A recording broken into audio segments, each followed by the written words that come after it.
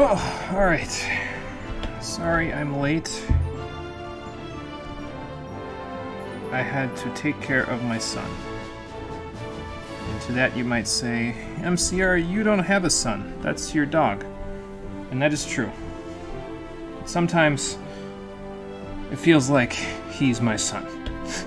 Because of all the responsibilities I have when I take care of him. So we will watch the intro just like we did for the main game, and then after we're done, we will get started. Marie, how's it going? You made friends with the tumbleweeds? Well, the tumbleweeds are right at home here in the ore region, at least for now. They're going to have a little competition by the time the next game comes along, but... well, next game takes place 5 years in the future for ore, so... you know. What page do I even open to in the guide here? The problem is the guide has a dungeon that you do in the post-game right here, a new dungeon. But then it also has just the entire post-game in like a Cliff Notes version on a different page. So, I don't know, I'd rather just have the maps. I really couldn't care less what they say to do. So... excuse me. That's probably the dog hair coming out of my nose. Okay, let's watch this and then we'll get going.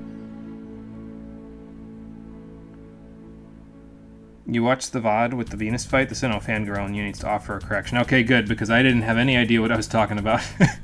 Saturn, Mars, Jupiter, Cyrus, and Charon. These are all of the named members of Team Galactic. There is no Venus. Okay. I was going to say I don't remember a Venus. I'm not sure if I said that in the video. If I didn't, I probably should have because I didn't remember a Venus. But that is good to know because, yeah, there is no Venus. So apparently all the planets, the earthly planets closer to the sun were taken. So Team Galactic was like, no, we want to go to the stars. And the closer planets are closer to the stars. So, or something.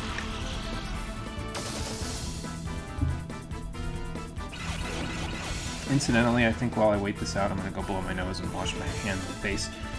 Just so that I can get the dog hair out of my nose, so I'm not talking like I'm nasally the whole time. I'll be right back.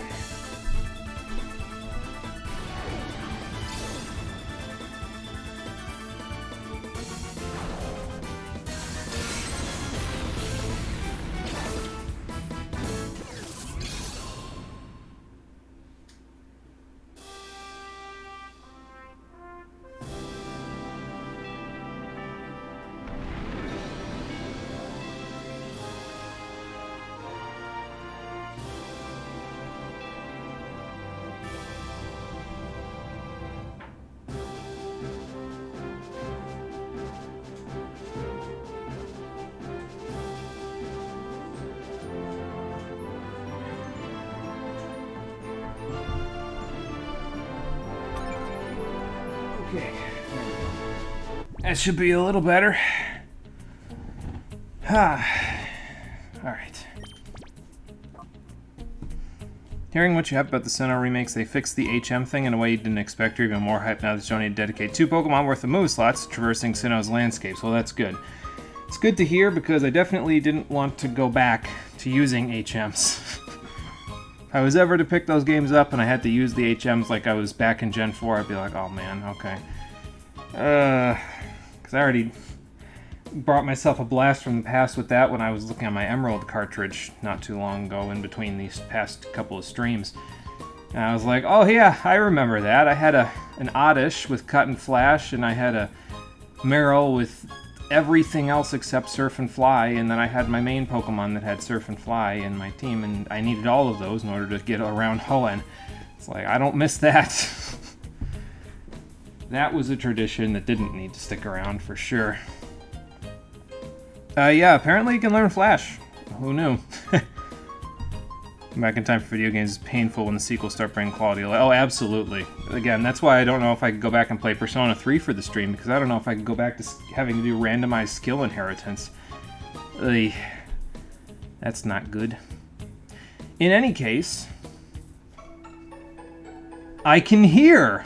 I can fight! How you doing, everybody? Welcome back to Pokémon Colosseum, the Stream Edition. Today we're working on the post-game. since the last episode, I visited my doctor and took care of my whole hearing issue that I was having. It was just an impacted set of ears, and flushed all that crap out, and now I can actually hear better, which is good. Also, since last time, I went back and snagged the Shadow Tyranitar that we missed on the last episode, although this one is a different gender than the one that we saw in the last episode. In addition to that, I also, for the sake of experimentation, I used the Master Ball glitch on the entire final boss gauntlet just to see how much faster it would go, and for the stream it took us like, what, an hour and 20 minutes, so let's take out all the embellishing I did, and it maybe took 45-50 minutes to catch everything. It took 15 minutes to beat the entire final boss gauntlet by using the Master Ball glitch. So if you were ever wondering why I don't use it, it's because of that. It just trivializes literally everything about the game's capture system and makes it so much simpler than that. It just takes too much of the difficulty away. And that's why I decided way back at the beginning, no, I'm not going to use this. It's just way too easy.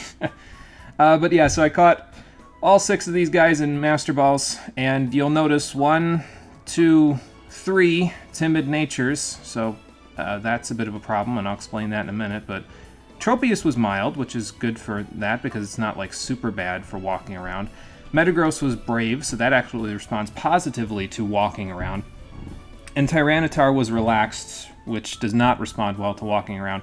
So that's 1, 2, 3, 4 Pokemon that I tossed into the daycare to get this all done. So I mentioned last time that we had money left from doing the final boss gauntlet. Yeah, not so much anymore. I had to piss away like 30,000 Pokédollars just to get those guys down on their shadow bars for this point. And the reason why it took that to get it done is because there are exactly 2 natures in this game that respond so negatively to walking around that you might as well not even bother. Just stick them in the daycare, because they, in both of those cases, in the case of timid Pokemon and quirky Pokemon, they respond the best to sticking them in the daycare, even though they respond terribly to you walking around with them. So yeah, that's why I went ahead and did that. As for Tyranitar, well, it has like... So everybody else here has like, 7,000 Shadow Bar. According to Bulbapedia, Metagross has 15,000, but because it was brave, it actually went pretty quickly, almost as quick as Tropius.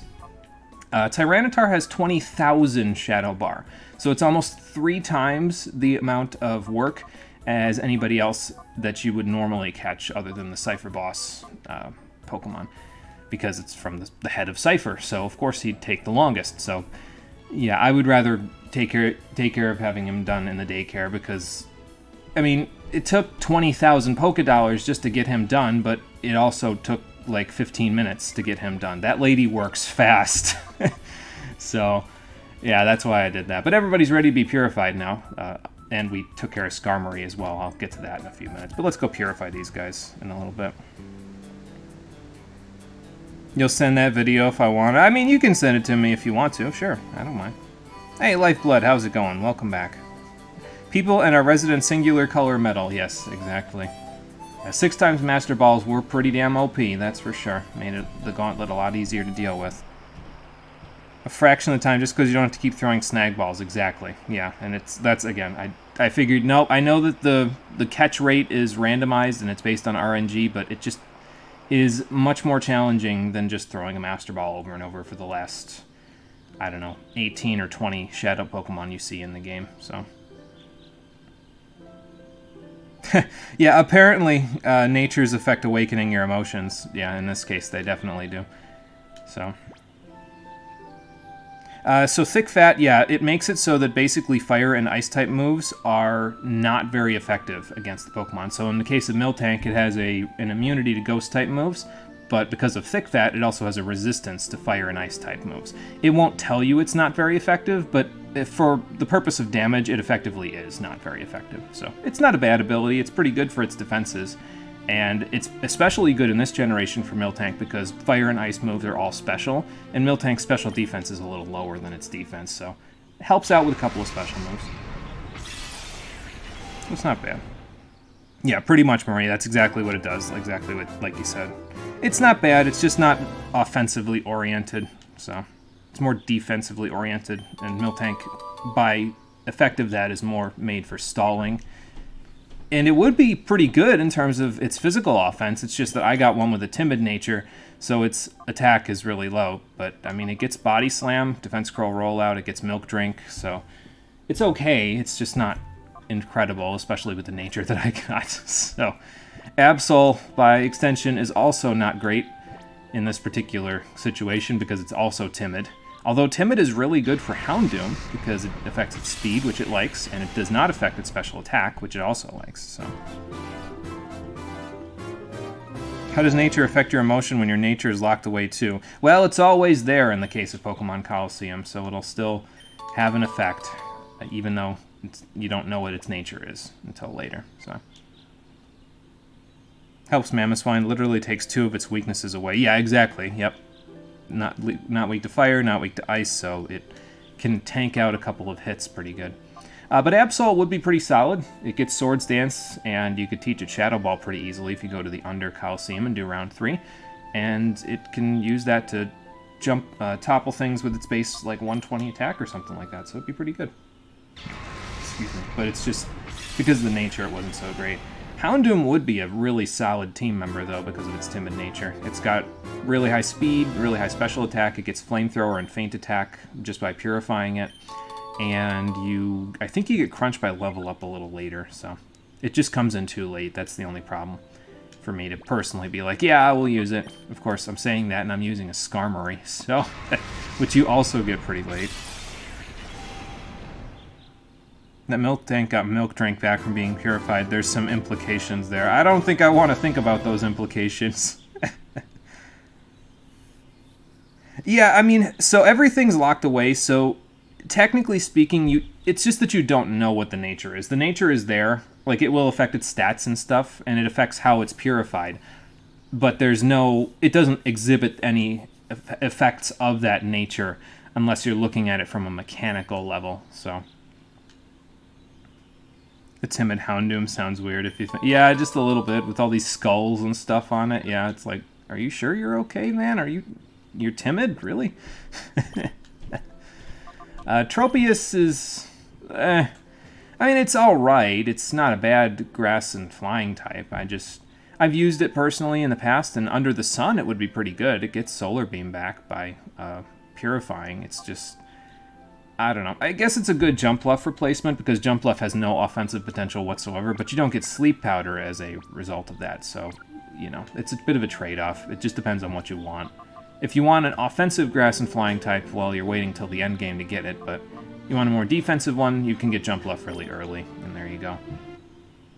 A mobile game you play is having the 3rd anniversary celebration. We're wrapping up the church side story arc in a 2-part event, a banger event thing. Oh, nice. Nice. That sounds cool.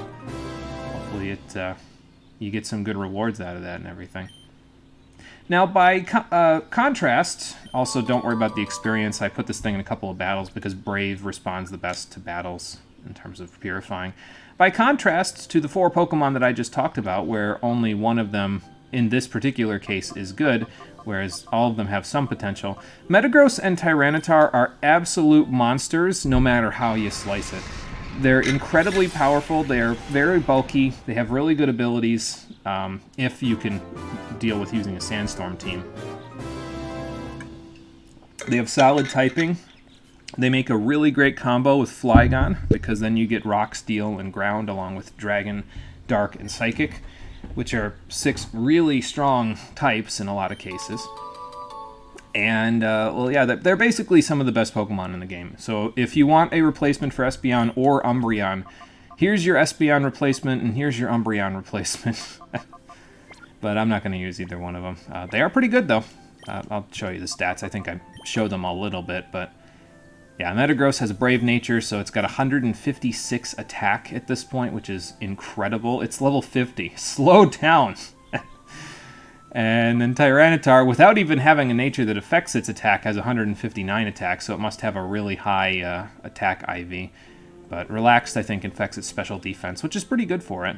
But, I mean, its speed is low, but who cares? It's Tyranitar, it's fine. It doesn't need speed, it just needs to hit really hard. So, but there's your 6. We'll go get the 7th one out of the thing, and we'll still be at our 100% purification rate, so... Yeah, Clear Body is a really solid ability as well, because it prevents it from getting stat losses, especially from Intimidate, which is usually pretty crippling in double battles, so... Hey, Conquer, it's going good. How's it going for you there? We just purified a few Pokemon, and now we're going to go get our team out of the PC, and we're going to go work on the postgame. It's a Tyranitar. It has Tyrant as a part of its name origins, yeah, so of course it'll be brutally powerful. So, alright, let's go put away our Shadow Pokemon. I've got Umbreon right here in the box for now, but before we go, I actually want to check something real quick. What did you get back by purification? Aha! You did get what I thought you got. You, ma'am, I was going to say sir, but no, this is a female Murkrow.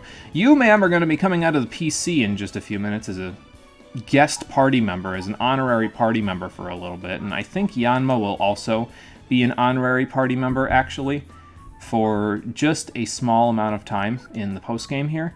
We'll talk about why that is in just a little while, but for now, let's get the OG team out, plus Skarmory. So, and you'll see that I moved for Alligator over here as well. It's going to be joined by a few of its friends in just a little bit once I read my emails. So, it ate a mountain just to reach its second stage evolution. Yeah, that's true. Larvitar gets its nutrition by eating an entire mountain. Oh, that's something. I'll tell you what. That's some terraforming right there.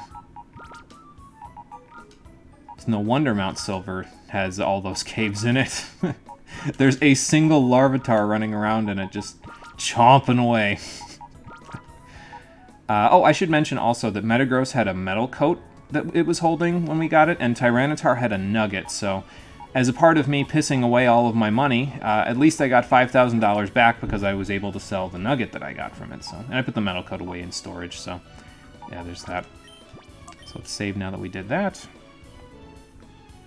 You're watching Neo Twiwi at the moment and watching it on mobile. May switch over to PC soon. Alright, Conquer. Sounds good. Yeah, Neo, The World Ends With You. It is the sequel to the critically acclaimed The World Ends With You from the DS era. It's a pretty good game. I haven't played the second game, but it's the first one was pretty good. So, anyway, here's what the team looks like after my second pass through the quote-unquote Elite Four and the final bosses. I don't think there's too many differences. I did get Skarmory up to level 56. I basically traded it over to Emerald and trained it over there, and I gave it a couple of moves over there. I got Spikes back for it from a move tutor, the Move Maniac, and I also gave it Mimic from another move tutor, not the Move Maniac, but an actual move tutor in Emerald. I don't know how we're going to be able to use Mimic all that effectively. I wanted to give it Taunt, but I didn't have a Taunt TM on my Emerald file. That was available for me. We'll get one here in Colosseum, and I might switch Mimic for that in a little while, but we'll see how Mimic works out for now, because I can, like, do something dumb and mimic Earthquake from Flygon or something, and I thought that'd be pretty funny, or mimic Brick Break. I thought that'd be pretty funny, so I said, we'll give it to it, why not? It'll come in handy. Here's what the stats look like after the training, by the way, just so that everybody can take a look. And everybody else is pretty much the way that they were. I specifically wanted to make sure that Skarmory didn't get too much speed. I wanted it to have some, but not too much, so that way it would be the slowest of my team members, so it could mimic whatever I wanted to mimic after my team members go. So, but we'll stick with these guys for a little bit. Actually, no, I won't. That's a lie. I actually want to take Quillfish, and I want to take Flygon, and I want to put them in front for now. And then we'll go from there after that. Because, well, one of the things that will happen in the postgame is you will unlock new trainers to fight across the entirety of the Ore region. Anybody that had a trainer battle before this, well, most of them, will have their Pokemon updated to be like low to mid 50s in their levels. So we'll go check those out. And Neo's pretty fun, a little easy even on hard difficulty if you know what you're doing, but the difficulty had risen and it's still pretty fun. Well, that's good. That's good to hear. I'm glad to hear that it's, you know, somewhat well-balanced, at least that way. You miss Umbreon already? We might have a use for Umbreon at some point, we'll see. But anyway, Net and Sec have sent me some emails, so let's take a look at them. New system done. We, that's myself and Sec and Pyrite, developed a new system of downloading data automatically to your PDA. From now on, information about Shadow Pokemon should arrive directly from people connected to the network, so check it out. I will do that in that, but let's see what Sec has to say first. Shadow Pokemon. Big guy, there's trouble. The Kid Network got word that a suspicious-looking Pokemon was spotted in Pyrite. I'd like to give you the full story in person, so can you come visit me? Sec, you are giving me a perfect opportunity to go bully Divil and Diogo again, and I will take it. Oh, let's look at our snag list, by the way. I don't know if it's updated since before. It might have. But now they reorganized all of the lists so that certain things are in certain places. Well, we got Bayleaf and Quilava here, along with Croconaw, but we don't know where they are just yet. And the rest we've actually snagged already, so... Did Divil have a training arc? Let's go find out! Oh, boy. Yeah, so it's Neo The World Ends With You is the name of the game, Lifeblood, if you want to go take a look at it. I don't know, I thought it seems pretty good from what Cole's told me and Conker's told me about it, so we'll see. Maybe I'll pick it up one of these days. And as you'd expect, the music's banging, absolutely. Yeah, I think I've heard a few of the tracks because Rock and Fun sent me a few of the tracks over on the server, so... I won't take the opportunity to battle every trainer that we've encountered because, well, we're already going to be at a pretty decent level for the entire rest of the game anyway. I anticipate that we'll get to probably level 61 or 62 by the end of the post-game, with Plusle getting to closer to 65. But basically, you can go through the entirety of Pyrite Town, Pyrite Building, and Pyrite Cave, and all of the trainers there have gotten new Pokemon and they've gotten higher levels. If you go all the way to the end of Pyrite Cave to Mirror B's room, you can actually find Wreath and Firma, which were the ladies that were at the top of the building back in the main game. And if you didn't snag their Remoraid or Mantine back then, you can snag them now. So I just want to see if Johnson has anything new to say, but apparently not. Why did you do that? Did you oh, yeah, I kind of have the jail key, don't I? Whoops. Great. Johnson, what the hell? Well, you're not supposed to snooze on the job. Then again, you work 24/7, so I guess I can't blame you. Oh yeah, the criminals are just going to tell you that they're making a run for it. Absolutely, that makes perfect sense. I'm just going to check the cells, see if there's anything in here. I thought there was something in one of the cells, but maybe that's an XD. I don't know. But yeah, they don't really have too much new to say, so... Let's go bully Diogo and Dibble one last time, and then we'll see what Sack has to say. Let's see, who do I have out in front right now? Flygon and Quillfish? Okay, so we'll do Dibble first, and then we'll do Diogo, but I gotta switch Flygon... Yeah, I gotta switch Flygon out for Heracross when I do that. And then we'll go from there. Oh, I should also mention, in the process of training Skarmory, you'll notice Plusle has a held item now. It has a magnet, so I traded a magnet over for my Emerald file so that Plusle can have a hold item. So finally, Plusle can actually deal as much damage with Thunderbolt as everybody else is dealing with their stab move, so that's good. I also traded over, if we look over here, a Yellow Flute from my Emerald file. So this will allow us to basically reuse this item over and over again and snap our Pokemon out of confusion without having to use all of our full heals and waste 600 Pokédollars doing so. So that's how that goes. Everything else is pretty much the same. I think I sold those revival herbs that I had just to make sure I had enough money to take care of all of the daycare center stuff. But, yeah. Yeah, they do get robbed in this game because they don't get a good hold item, unfortunately. Neo Tooie is an RPG in which you use various pins to use psychic powers to defeat enemies. That sounds interesting. You're going to look at that when you have the time. Well, it is a pretty interesting game from what I've seen. At least my experience with the first game was that it was pretty interesting, so I would imagine the sequel is as well. So, yeah, you pretty much get every type. Well, let me actually look. I have the strategy guide right here so I can find out which types get robbed in this game. Let's see here. Nope, that's the wrong page. Held items for Pokemon. You do not get a Deep Sea Scale, a Deep Sea Tooth, an Everstone, a Lax Incense, Leftovers, a Light Ball, a Magnet, a Sea Incense, a Shell Bell, a Soothe Bell, or Soul Dew. So yeah, it is. It's every other type except Electric in this game has a hold item that boosts their power. But Electric types, no. So, equipment you have access to increases varying stats and abilities can be unlocked after you have a certain level of style. Yeah, it's a pretty solid game. Like I said, I'd go check it out. It's fun. Again, I can't speak for the second one. I'm sure it's fine. The first one was fun, though. I can speak for that one. Really hard, surprisingly, they make it look easy. Oh, for Enter the Gungeon. Yeah, I've heard of Enter the Gungeon. I've never played it myself, but I've definitely heard some good things about it, so... maybe I'll take a look at it one of these times. I got a lot of games I need to take a look at, though, so we'll see how far down the list everything ends up.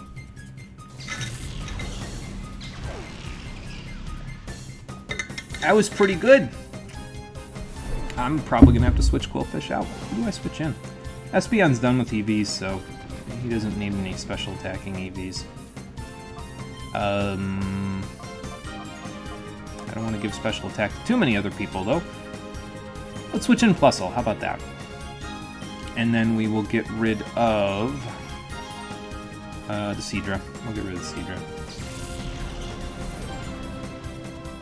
Yeah, like I said, usually if they have a few more Pokemon, like if they're level... I think if they have like 4 Pokemon in their team, they'll be like levels 51, 52, somewhere in there. But if they only have 2, you usually see them being like levels closer to level 55, so... Of course, that means they give quite a bit of experience, but, you know, every little bit will help, especially in the case of Flygon, because Flygon hasn't really gotten too much of a chance to get a lot of special attack, and this battle will give, let's see, I think 3 special attack EVs and 1 defense EV, so not too bad. Contrary to the first game, in which you cannot equip equipment unless you have an appropriate amount of style. Yeah, that's true. That's true, yeah, I forgot about that mechanic. It's funny the things you forget after so long of a time, you know.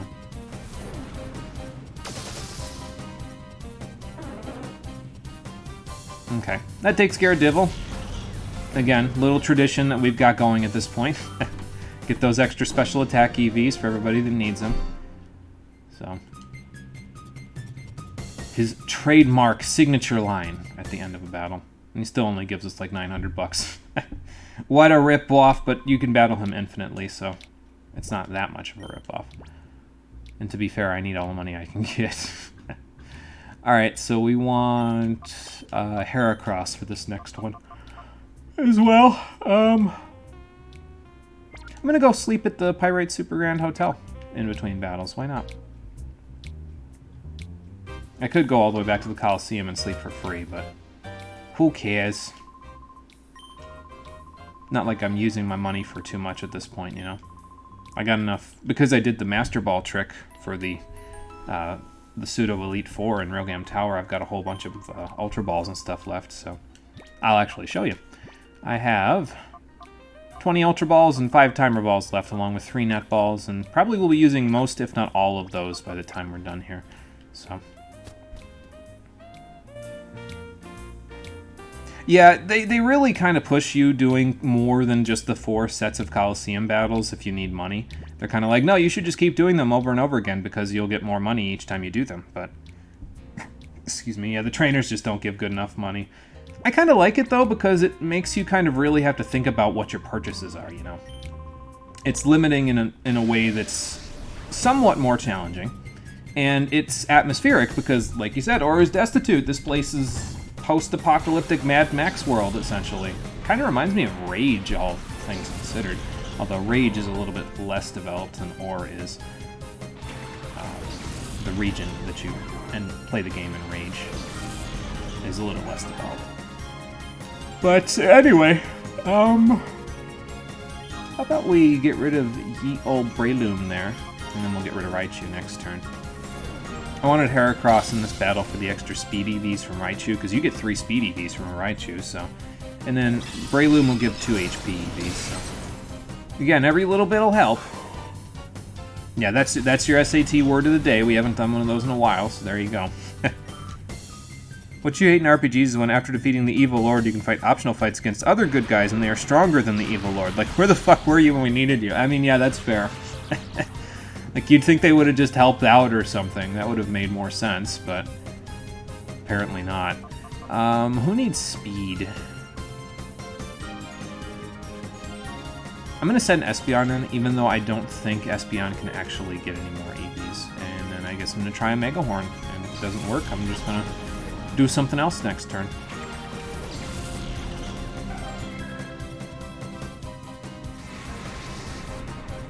A game that you love playing literally has that being said a ton. So like I said, our land is destitute and we can't help you. Why the fuck am I saving you guys if you're sending me in on my own?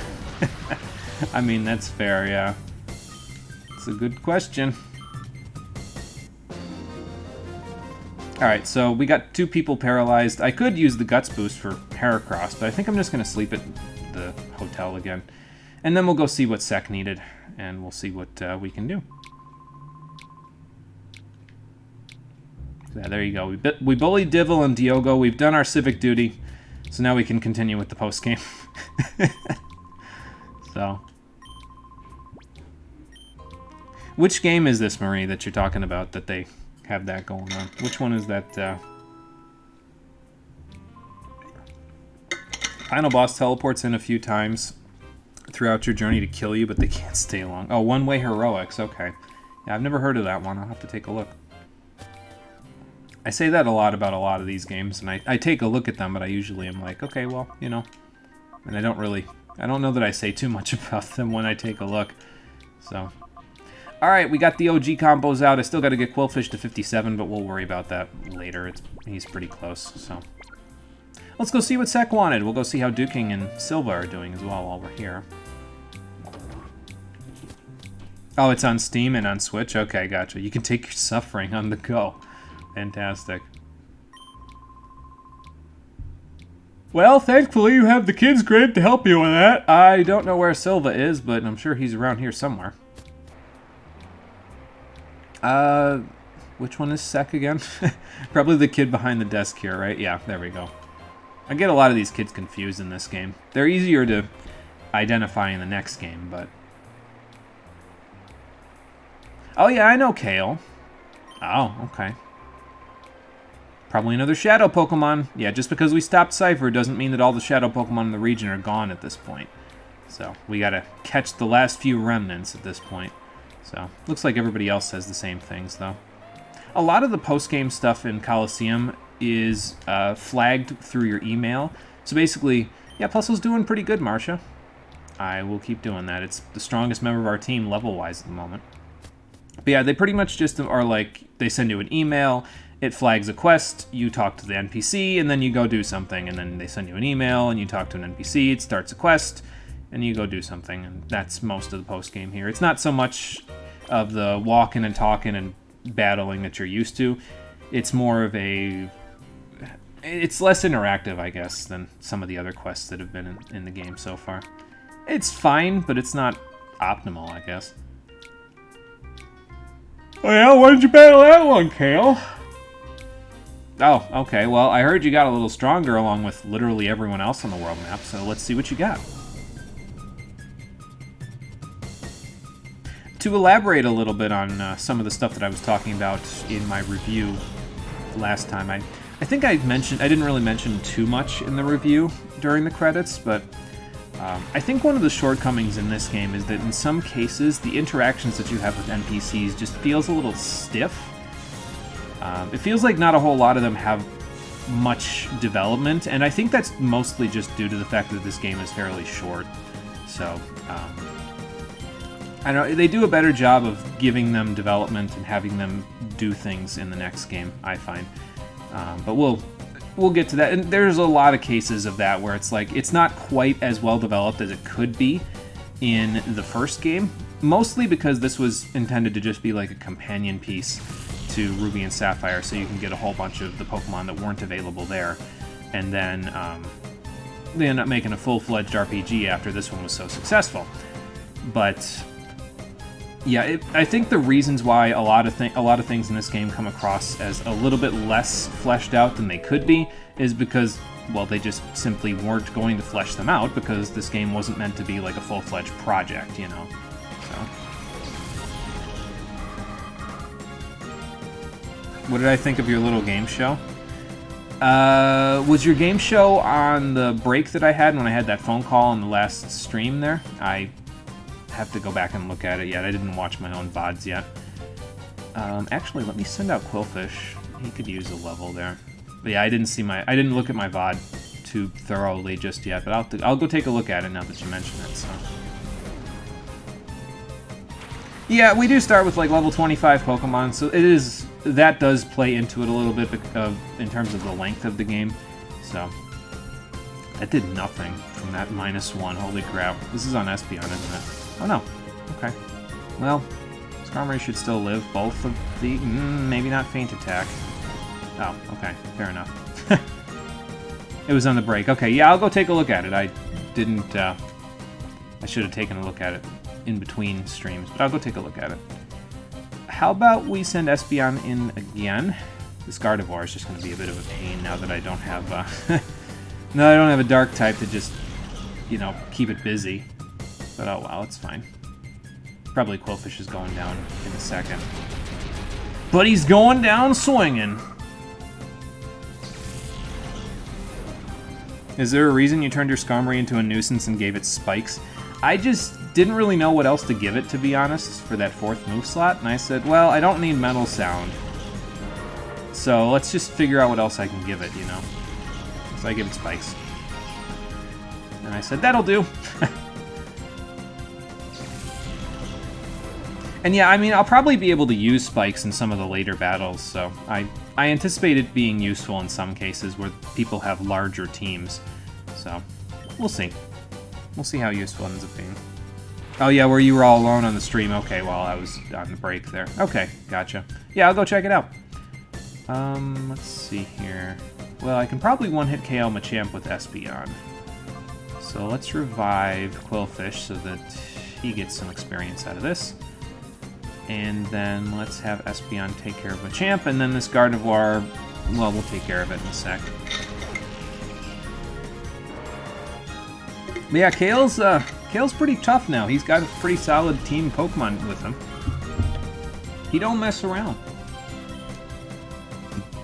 Excuse me. Alright, so Light Screen is fine. I think what I'm going to do is I'm going to T-Wave, and then I'm going to send out Flygon, now that that's happened, in the hopes that it doesn't use Reflect as well. I could send out Heracross, but I'm going to try this so that I can Earthquake it, because I can Protect with Plusle after this, and then Earthquake will go off and do some pretty good damage.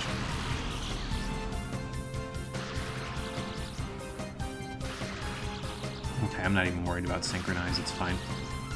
I guess I should be a little worried because... well, oh, yeah, you had Reflect up. I didn't realize that. Because I could try to Protect here and then get paralyzed and instantly, like, die, but that's okay. Turn Skarmory into a nuisance. Like, they usually are not nuisances in general. I've used one with a Choice Band before. That was pretty fun. Not a whole lot of people expected that, you know? So... it was actually pretty powerful, all things considered. So... I feel like we should be able to use less than 4 moves at a benefit to your other remaining moves, like use 3 moves, but all your moves have a boost to ailment, infliction, and damage or something. I think that would be pretty interesting, yeah, I think that would shake it up a little bit, and it would make things... it would make it more strategic, you know what I mean? Of course, if we did that specifically in Gen 3, you know everyone would just run Explosion as their one and only move, because it would just one-hit KO everything in the entire game. But... yeah, I mean, I guess there's benefits and drawbacks to that, because, of course, then you lose the Pokemon, but... yeah, 2-move meta, exactly. Whirlwind and Sleep Talk. Switch in on a Sleep move, and there you go. Okay, so the Shadow Pokemon that's available when this trainer that fought Kale was fighting him is different depending on which one you caught at the beginning of the game. It'll always be the one that your starter that you caught has a weakness to. So in this case, it was a Shadow Bayleaf, and it was the green guy that was in Phainax City way back at the beginning of the game before we, what's it called? Before we first, when we first started the game when we were going to catch Croconaw, so. Yeah, coverage moves are, especially for attackers, coverage moves are a pretty big thing, so. Oh, they went to the Snag'em hideout, oh boy. Well, that's just great. I guess we're going back to our old stomping grounds, and yeah, that will actually unlock the Snag'em hideout here on the world map for you to go to. But first, let's go to Phainax City, we'll heal up, and I forget if you can buy revives here or not, but if you can't, I guess we won't bother. But, as a matter of fact, I don't even think I'm going to bother. I think I'm just going to heal up and save at the PC, and then we'll go to the hideout. But yeah, I'm interested in any ways that the Pokemon metagame could be shaken up, you know? It's not that it's not that it's stale necessarily, it's just that I'm not that big of a fan of it anymore. So giving me interesting concepts that could make it something I might want to come back to at some point, I'm always interested in that. So would I go back to competitive battling if we had less moves to use, but they gave us a benefit for using less moves? No, probably not just from that, but it is an interesting thought. Welcome back. All right, so let's go to the Snag'em hideout. Over there, so we had to drop it off somewhere else. Oh, okay. Back to our old stomping grounds, to Team Snag'em's hideout, because we got another Shadow Pokemon to catch. Our work is never done, as usual in this game. But I can see that the place is just as worse for wear as when I left it, so that's a good thing. My email's going off. Might have interrupted my email notification noise there. My apologies. The Bayleaf Trainer. What do you got, Sec? Kale wanted me to tell you that the Shadow Bayleaf's trainer is named Verda. Please take care. Or Verd. I don't know. However you want to say it. It's a play, of course, on the... I would say, isn't that like the Italian word for green? Like, I know ver, like V-E-R-T, is the French word for green. It's a general catch-all term for green. We'll go with that. I'm just looking at the weather on my phone. Mm-hmm. Trying to figure out when we can go golfing. Tomorrow looks like it won't be bad, but now that Uncle Larry's not going, I really feel like it. Can I talk to you about this after we're done streaming? Yeah. Okay, Yeah. Cool. Yeah, we'll figure out a different day. All right. I don't think we should. Tomorrow probably doesn't look. I think it's supposed to rain tomorrow now. Mm-hmm. So we'll figure this out. The usual 6-man team, 4 moves for each coverage or utility, a 1-generation gimmick like Megas, Dynamax, or Gigantamax and Z moves, and that's kind of it. Only one move buff, and Choice Band sounds very strong. Yeah, and you only get one move. It's a trade-off, so the concept is an expansion of Choice items came into existence in Gen 3. Yeah, we could use a little shaking up. Speaking of shaking up, a Cypher Peon is here. This particular jaunt of the hallway here will have 6 different Cypher Peons at it, depending on when you walk through it. So, like, if I left after this and came back, there'd be a different Cypher Peon who had a different Shadow Pokemon earlier in the game that will drop from the ceiling, and they alternate between all 6. That allows you to catch their Shadow Pokemon if you didn't catch them before. But, well, I already caught all of their Shadow Pokemon, so I don't particularly care about that part.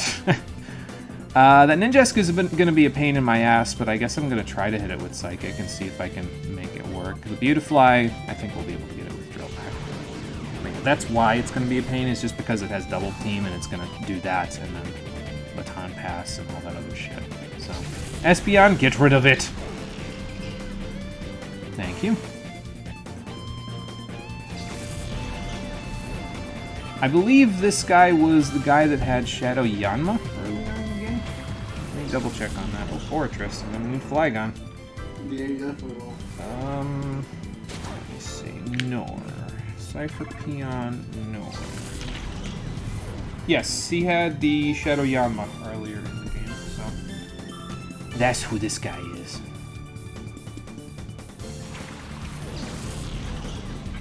Throwing Gorilla Tactics from Galarian Darmanitan. You are sold. Yeah, Darmanitan got... I mean, it was already pretty strong from Gen 5 on. Just got a buff with the... I mean, the Ice typing isn't really a buff, but it got a buff in terms of its ability and everything in Gen 8, so it's pretty strong, all things considered. Alright, let's see if Skarmory can get rid of Masquerain. It's nice having a good flying type move like Drill Peck, because we didn't have one through the whole main game.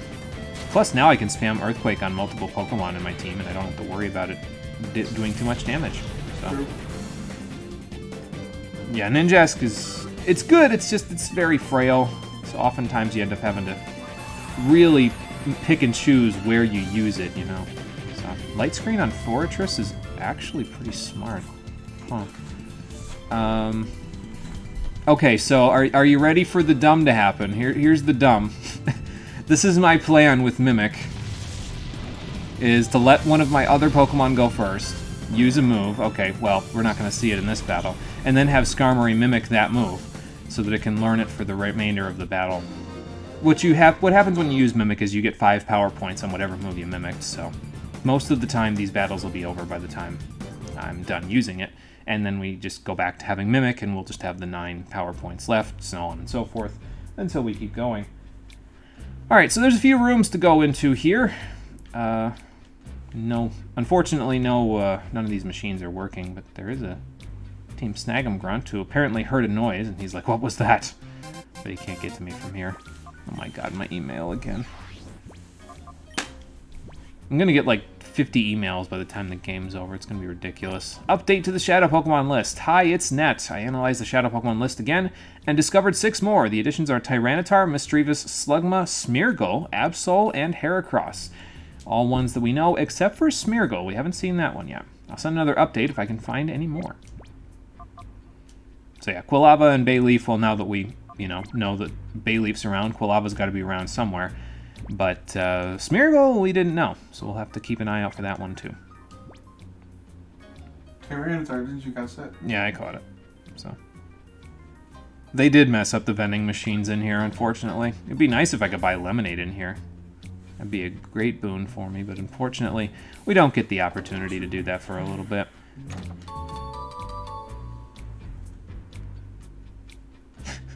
Think that it had sheer force. Someone wanted a literal gorilla. Just with all the power. Okay, let's not get stuck on the walls here. But yeah, all the walls in here are all messed up, so that's usually how you'll get to different rooms. I don't know how you would have gotten to these rooms when the walls weren't messed up. I don't know if they thought about that when designing this place, but whatever. It's fine. Who saw Darmanitan and its attack stat and thought, yes, more power, so give him the huge power ability. Basically, yeah. Yeah, Shadow Smeargle. I don't really know why. I mean, I guess it's because you couldn't get Smeargle on Ruby and Sapphire, but whatever.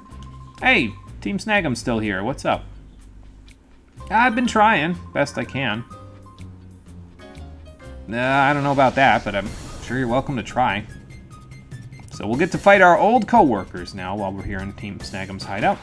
Guess that makes sense. They're about as hard as the rest of the trainers in here, so not particularly challenging. We'll be fine. And in a little bit, Skarmory will get a level. Probably by the time Espeon gets to 58. And then we'll swap out for Plusle and for Quillfish. And we'll go from there. So that's that. Drill Peck is here. I just think it's funny, though, that I'm using Skarmory against the irony, I should say, it's not necessarily funny, but the irony of using Skarmory against my old coworkers is not lost on me. Using my boss's own shadow Pokemon that I purified. Who would have seen that coming?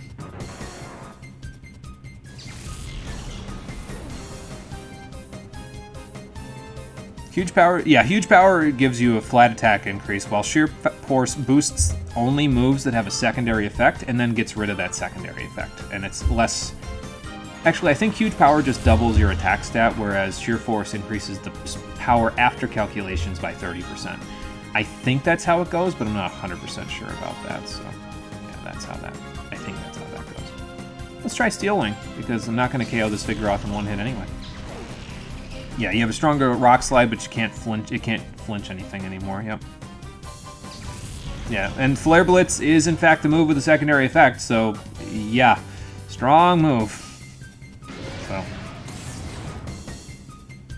yeah, I think that's how it goes. I think it just huge power and pure power just flat boost your attack stat by 20, or not 20, 50%. Ugh. Yeah, 20% would make it worse than sheer force, so no, that's not right. I guess I'm gonna be faster than this Vigoroth, but let's just do this stuff. I don't know, use Mimic on it to mimic Crush Claw. Not that I'm gonna get a chance to, because it's gonna be dead right now. Yeah, it does. It has an elbow drop for its physical attacks, yeah. It's pretty good. I like a lot of the animations that Genius Sonority added to the Gen 3 Pokemon that they made the models for in this game. Some of them, it feels like they're a little bit less animated, I guess, than some of the ones that HAL Laboratory had for Stadium 1 and Stadium 2. But most of them, you can't really tell the difference who made them, to be honest. they're pretty well put together to where you basically can't tell. So there's some max revives. I think those are the only 2 in the game, so that's fun. We also got a max elixir from somewhere. I'm going to have to use or sell some of these pretty soon so I don't run out of inventory space, because I got 6, 7, 8, 9, 10, 11, 12, 13. Oh, that's fine. You get up to 20 items, if I remember right, that you can have before you run out of space, so. Regular Darmanitan is only in the lower tiers because it's slightly slower than meta speed. Yeah, and that's why a lot of people run a Scarf on it, yeah, because it's got that slightly lower speed. That's why you boost the speed of your Stoutland. It hits like a freight train, but it's kind of slow, so people say to not use it.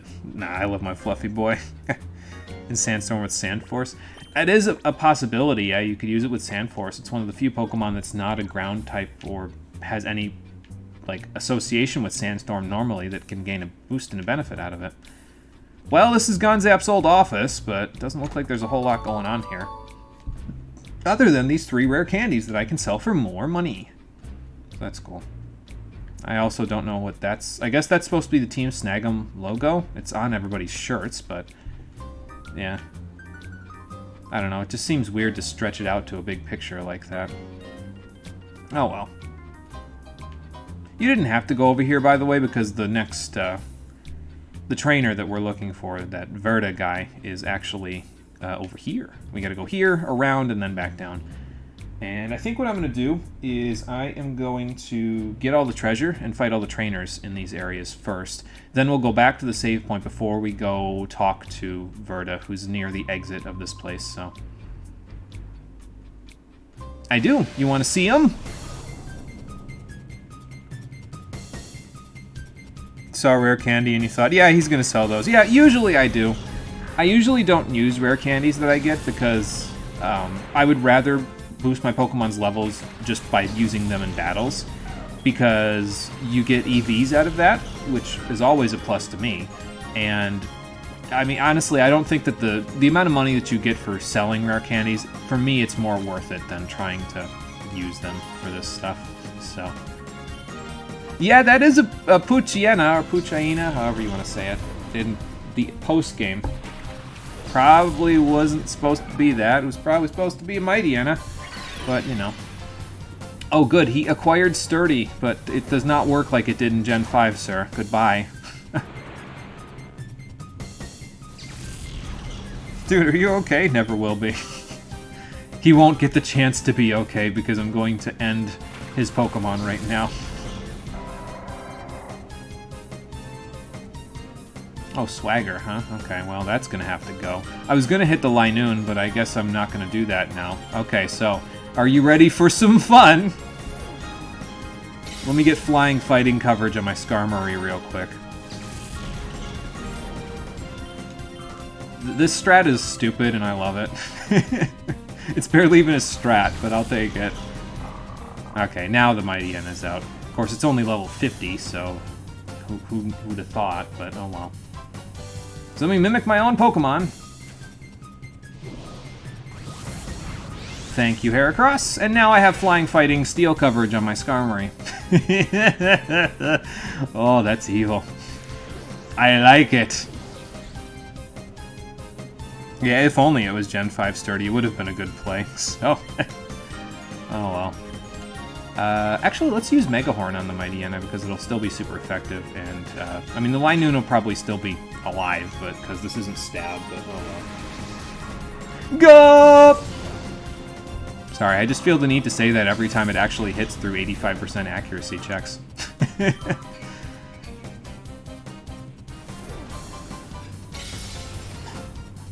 Nice, that's not bad, Skarmory. I mean, coming off of only 114 attack and not being stabbed, but I'll take that for damage for super effectiveness.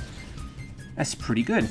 Covet also does not work like it does normally in this game. It does not take your hold items in this game, as far as I'm aware. So, if it did, well, I wouldn't be using hold items against the Linoon now, would I? So now it's just like a base, I think 40 normal type move in this one, so it's not very powerful.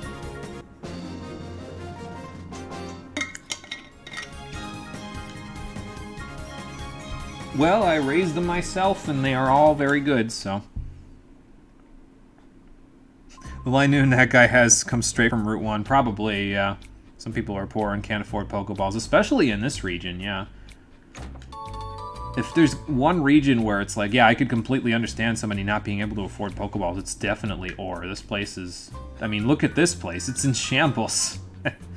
So... Alright, so that takes care of that. Here's another Team Snag'em member. I think you can rebattle these guys after you leave, and if you leave and come back, I think you can rebattle these guys again, so... I don't remember. I don't think I'm gonna find out, to be honest, but it's a possibility. What's up? Party's over? Okay, I'll start getting serious. But just remember, man, you brought this on yourself. I should have switched in Plusle and Quillfish, because they would have done very well in this fight. Oh well. We'll still deal with this one. It won't be too bad. It is in shambles because I blew it up. Yeah, so it's not the economy in this case. It's just literal bombs. Oh boy. Yeah, Plusle. Let's bring it in because probably the AI isn't going to target Skarmory because Skarmory is kind of like Umbreon in that it's another wall. It has more defenses, so the AI usually doesn't target it unless it has a super effective attack for it. So... Did you know the rich trainers in Ruby Sapphire Emerald north of Petalburg Woods are great for refights? Yeah, I was going to say, because they're in that rich person trainer class, don't they give like a lot of money or something? So they probably give a lot even on refights too. Pokemon with Covet oh, they have a Nugget that they can hold too. I never thought of that one. Okay. I'll have to keep that in mind if we ever play through Gen 3. It'll be an excuse for me to actually use Covet or Thief. So... Let's just do this to Lantern, because I can... well, it doesn't have Lightning Rod, so this T-Bolt is definitely going to hit its mark and send this Pelipper in the next week, so... It's stupid. Why give their Pokemon a Nugget? Just for the few people that know that little trick if they need lots of money. And, well, if I ever need to get a whole bunch of TMs from the coin shop, or, yeah, from the casino in Gen 3, well, now I know where I'm going to get all my money from, so... Not bad, Skarmory, not bad. Getting a bunch of defense, too, so that's pretty good. And ye old Starmie. Lantern is not faint. That's okay, though. So I think I'm going to T-Bolt the Starmie, and, well, now that I'm paralyzed, I'm definitely going to have Espeon get out of here, but I'm going to send in Quillfish so Quillfish can get to 57. And then we'll go from there. If they're rich, why else? What does that prove? That you're an idiot? I don't know. I mean, as a hold item, a Nugget has no use, but... That feels more like a mechanical choice to me than like an actual immersion-based choice, you know? Like, what kind of a trainer actually would humanly give their Pokemon a Nugget, you know? Like, doesn't make logical sense. But... From a game mechanic standpoint, it makes a lot of sense, because then your trainers can just, if they know the trick, they can just get a whole bunch of money by doing that, so... Alright, well, Lantern's paralyzed, so how about we Helping Hand a Sludge Bomb and get it the hell out of here? Also, Plusle and Quillfish are 59 and 57 now, so I can switch them out. And we'll give Flygon and Heracross a turn. This team has a lot of good synergy to it, just from the Helping Hands and the Protects and the extra coverage that a lot of people have. Our attackers, our main attackers, have decent coverage, so... We're also very resistant to Earthquake. We have 2 weaknesses to Earthquake, but we also have 3 resistances with this team, and as a matter of fact, 2 of those 3 resistances are complete immunities. So that definitely helps for a particular trainer that we'll be fighting later on. So... It's all good. I think fresh water is name of the game. Yeah, I could use a little bit. Might as well get rid of the rest of it because we're not going to need too much more of it from now on. It's just kind of there as a little bit of a healing item, but we got plenty of other potions to use instead, so... The rich people, they don't abide by normal common sense. I mean, yeah, I guess that's fair. Gen 3 Paralysis is doing its job, activating every other attack, oh, pretty much. That's why I like having a Pokemon that has Synchronize for paralysis and stuff in this game. It's very nice to be able to just, if the AI decides to status you, do it to them too. So, if you're If you need one reason to keep Espeon and Umbreon in your team in this game, that would be my reason, Synchronize. It's a very powerful ability, and it's incredibly useful, especially when you're trying to capture Shadow Pokemon and they use a status move. So, where's the front of this? Oh, there it is. Hope they don't time travel forward and teach something gravity. Oh, boy. Ooh, PowerPoint ups. Nice. We can actually use those right now. But what do I want to use them on? Probably Earthquake. I could use one on Giga Drain, I guess, but I usually don't use it that often, so... Probably Earthquake. Mega Horn's doing pretty good. I usually don't use that too much either, but Brick Break I use a lot, so maybe I'll use it on that. I should probably use one on T-Bolt, because it's the only attacking move you have. Yours are probably pretty good. Yours are good because I gave you the last 3 PowerPoint ups. And you've got plenty of PowerPoints on your attacking moves, so... I guess we'll use one on T-Bolt, we'll use one on Brick Break, and we'll use one on Earthquake. How about that? Just get them out of my inventory real quick. Make them useful right away. Alright, Earthquake.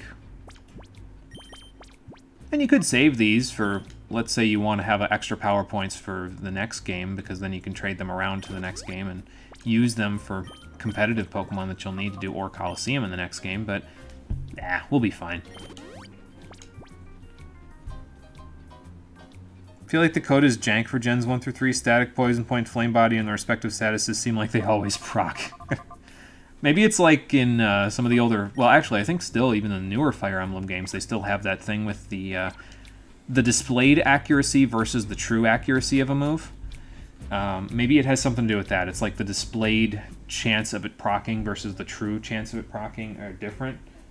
I don't know. What's up, dude? Yeah, it took a bit of a beating when it blew up, so... I did. Not with my Pokemon, though. With a bomb!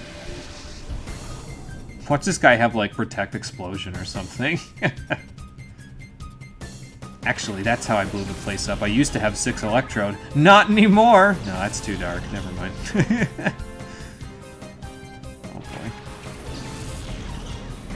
The double roll RNG was literally put in to make FE easier. Before FE7, they thought it might be too hard for people outside Japan. Oh, really? Okay.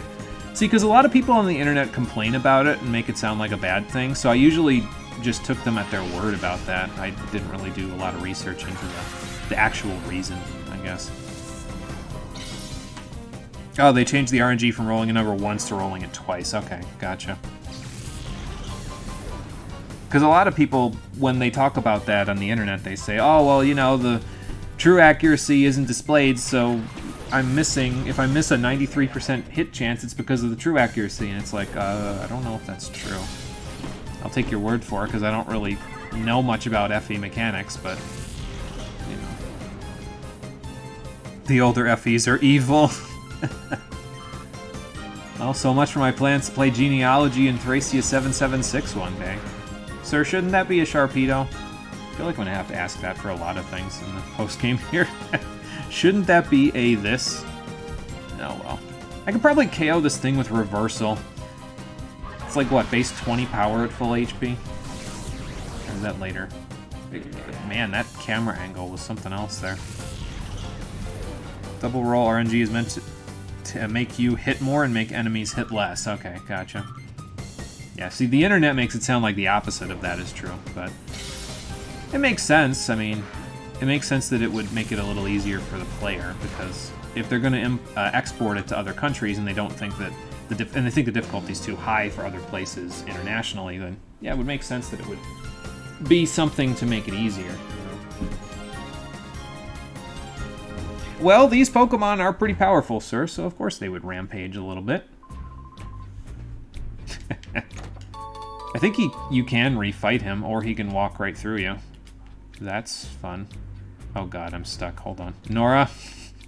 Nora, help! Get him out of my way. No. It's a trap. Everything Cypher did meant nothing. I was trapped in this room by a bodybuilder, and that was how I spent the rest of my days. Oh, man. That's fun. Anyway, we're almost there at this point. I think I might go downstairs after this, and then... Because the trainer that has the Pokemon we're looking for is actually downstairs, like, one floor below where that bodybuilder is. So we'll fight this guy, and I think there's one more trainer down below, that Team Snag'em member. And then we'll go from there. Who snagged your shadow Pokemon? Oh, apparently I did. Alright. Was this guy from earlier in the game? I don't remember. Or maybe Team Snag'em snagged his shadow Pokemon, and maybe his was one of the first. I don't know.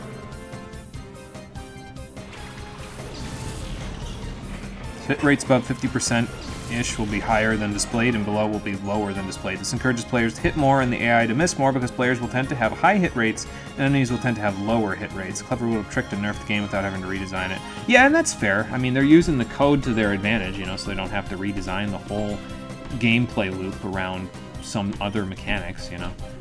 So, that's cool. I can dig it. This Weezing is probably going to blow up. That's okay.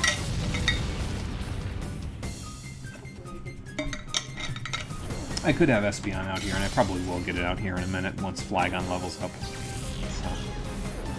Depends on what this guy has next. So. Those are really good stats, though, for a level up Flygon. Fantastic. +3 for everything except special attack and special defense. I will take that. Very good, very good. Oh, it's a Linoon. Okay, yeah, definitely sending Espeon in then after this. Sludge, that's fine.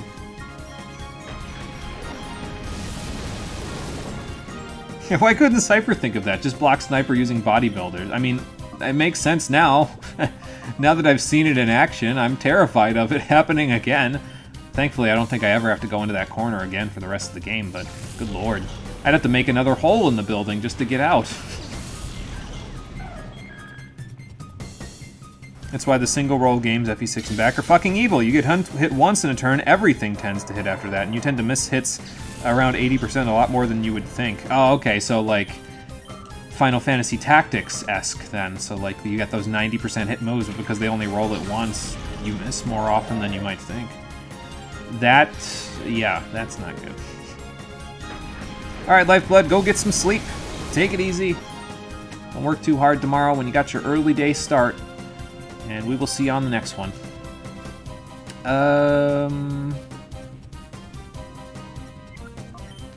Let's see. I just had Flygon in. I'll keep Heracross in. What the hell? Let's just use Brick Break on the Swalot, because I don't care. Oh, it's why Roy's game hurts? Okay. Yeah, a friend of mine played a lot of the FE games. He hasn't played a lot of the older ones yet for himself. I think he's played them off-screen, but he played a lot of them for his channel. And when he played FE6, it seemed like it was especially painful in a lot of cases for him. Like, there were a lot more misses, and I guess that explains why. Because they didn't have the two-roll system, excuse me, in that one. Well, that's not going to synchronize for me. On top of that, weapon stats are different, so weapons have completely different numbers, and axes are way more accurate nowadays. Oh, okay, gotcha. Well, now, you know what this makes me want? This makes me want to have, like, a reboot of Genealogy and Thracia even more than I did before. Like, I wanted it before, but I didn't really... I just wanted it for, like, the updated graphics and stuff, but now it's like, okay. If that system's in place, it's not that I wouldn't play the older ones, it's just that it would be a bit more of a painful experience to play the older ones. So, now I want an update even more so I can actually take advantage of the quality of life changes they've had. I don't know about cheating, man. I did that pretty fair and square for you. Alright, some lemonades. And some, well, that's fine. Let's use a full heal. I don't got no antidote. There we go. Okay, Billy, you've got to pick one of these 4 chocolates, but you can only pick one, so choose carefully. Do you choose chocolate swirl, vanilla with rainbow sprinkles, strawberry smoothie, or antidote? I don't know where that just came from. That just rose from my subconscious, like, I don't even know. Oh, boy. I mean, obviously it's from Grim Adventures of Billy and Mandy, otherwise it wouldn't be Billy, but yeah, I don't know how my brain just came up with that on the spot. The Steel Axe had base 65% hit rate, and Axe users kind of usually don't have a skill stat, yeah, so that kind of complicates things a little bit. Yeah, not going up much, if at all, unfortunately. Well, yeah, you guys are still out here grieving for the building. Meanwhile, I've made a name for myself. So. Okay, the next room is where the Cypher Peon with the Shadow Bayleaf is. So before we go into that room, I'm going to go all the way back around to the PC and save, just in case. Because we won't... I don't think we refight anybody on the way unless those Cypher Peons that drop from the ceiling over there are going to do it again. But I don't think they're gonna, so... let's just get rid of the Swellow. And, oh, I can Steel Wing the Delibird, that's cool. Steel actually has a remote amount of use. That's good. That's why the X users in Roy's game are so all over the place. Roy's game was the first to include a playable... Yeah, Gonzalez. I remember Gonzalez, yeah. That guy was cool. It's too bad he never hit anything. I forget if he had a usable skill stat or not. Gonzalez. I think he didn't, if I remember right, but I can't remember. It's been so long since I watched Frank play that game. So. Yeah, that's exactly the issue, is the lack of a skill stat, so... Yep. Alright, so Golbat, we can do that. And Beautifly, we can do that. Easy peasy. We were on point for this battle with these two Pokemon out. It's very bad, but you can use him, yeah. I think Frank did use Gonzalez, now that I think about it. I just don't think he did too much work. I mean, I guess against the Lance users. Yeah, he promotes into a Berserker, yep. Yeah, you can promote him into a Berserker with, I think, a Hero Crest, if I remember right. I don't remember exactly how the mechanics of that work. But, yeah, he definitely used him. I don't know, though. For me, personally, a lot of the times when I'm playing Fire Emblem, I play it like a rock, paper, scissors game anyway, where, like, I'll really only use Axe users against Lance users if I can afford to, and same thing for Lance users against Sword users against Axe users, that sort of thing. So I kind of play it rock, paper, scissors pretty well, and I try not to put my units into matchups where their accuracy will be lowered because they're not abusing the weapon triangle. So, I don't know. It might still be okay if I play the old games like that, but I forget if the weapon triangle was even a thing in the old games, to be honest. Oh, they do drop down. No, not Scrub again. Alright, well, anyway. So I guess we'll have to fight another Cypher Peon after we go save and deposit our Pokemon in the PC. But, oh well. Unfortunately, this time we don't have our advantage against his Wobbuffet, where we can just have Umbreon blasted over and over again, so... We do have Heracross, though, so I can probably one-hit KO it. So... that should work okay for us. I'm gonna Drill Peck the Huntail. I don't think it'll live a Psychic, but just in case, you never know. It's a neutral hit, so sometimes it's difficult. We'll save Wobbuffet for last.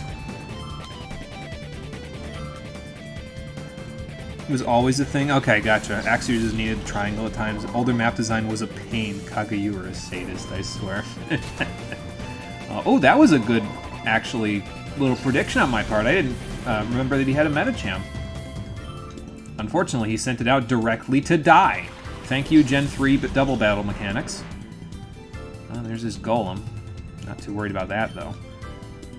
Because I can just get rid of that. So let's send in Heracross, and we'll... Oh, yeah, Shadow Tag. I forgot about that. Okay, that's fine. We'll just, I don't know. We'll do something else, I guess. I wonder if he's going to counter me. I have an idea. It's a dumb idea, but I have an idea. Because I know his Golem's not going to live this Psychic, so... That's why Sophia, a shaman, is so bad. She joins at level 1, halfway into the game, in the desert map, and she's a force deploy on her join map. Oh, that's fun. Oh, yeah, that'll be great. And the desert has Fog of War? Good lord. That's terrifying. That's almost as terrifying as the desert in FE11. Good lord. I hated the desert in FE11. Or, not FE11, FE12, excuse me. The one with all the wyverns that have like 10 movement or something. Yeah, there are wyverns. Oh, there are wyverns in that one too. Oh my god.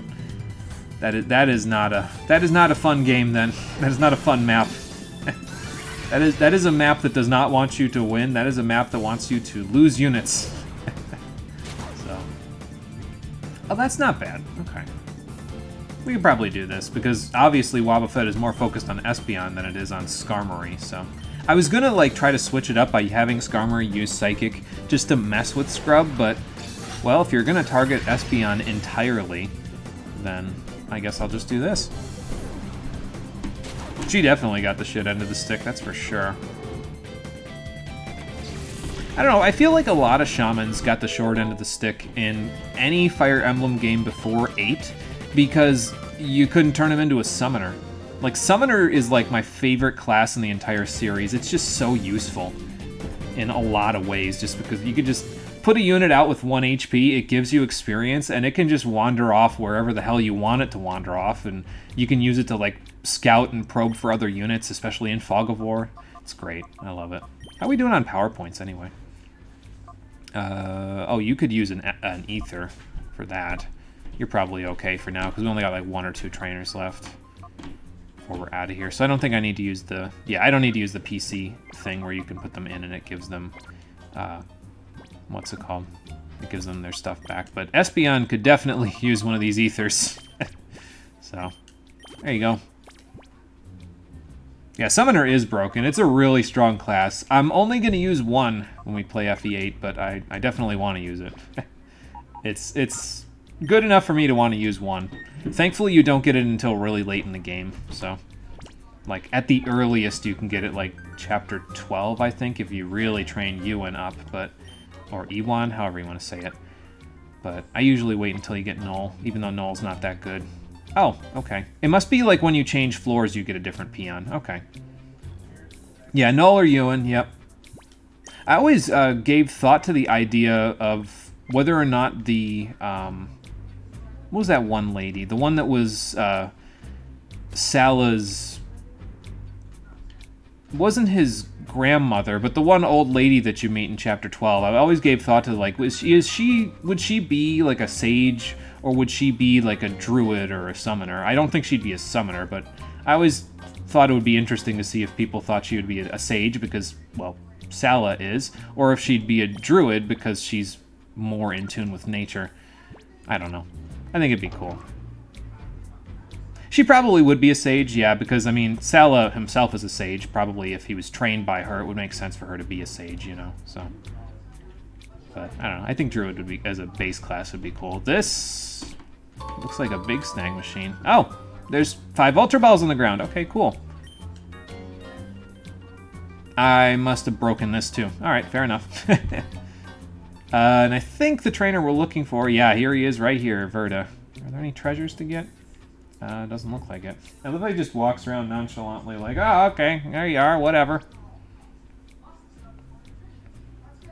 You're getting Nime flashbacks from Roy's game? See, that's the thing, right, is I've never played FE6, so I didn't know if there was a druid that is naturally deployed in the series. You don't get one in FE8, and I'm not sure if you get one in FE7.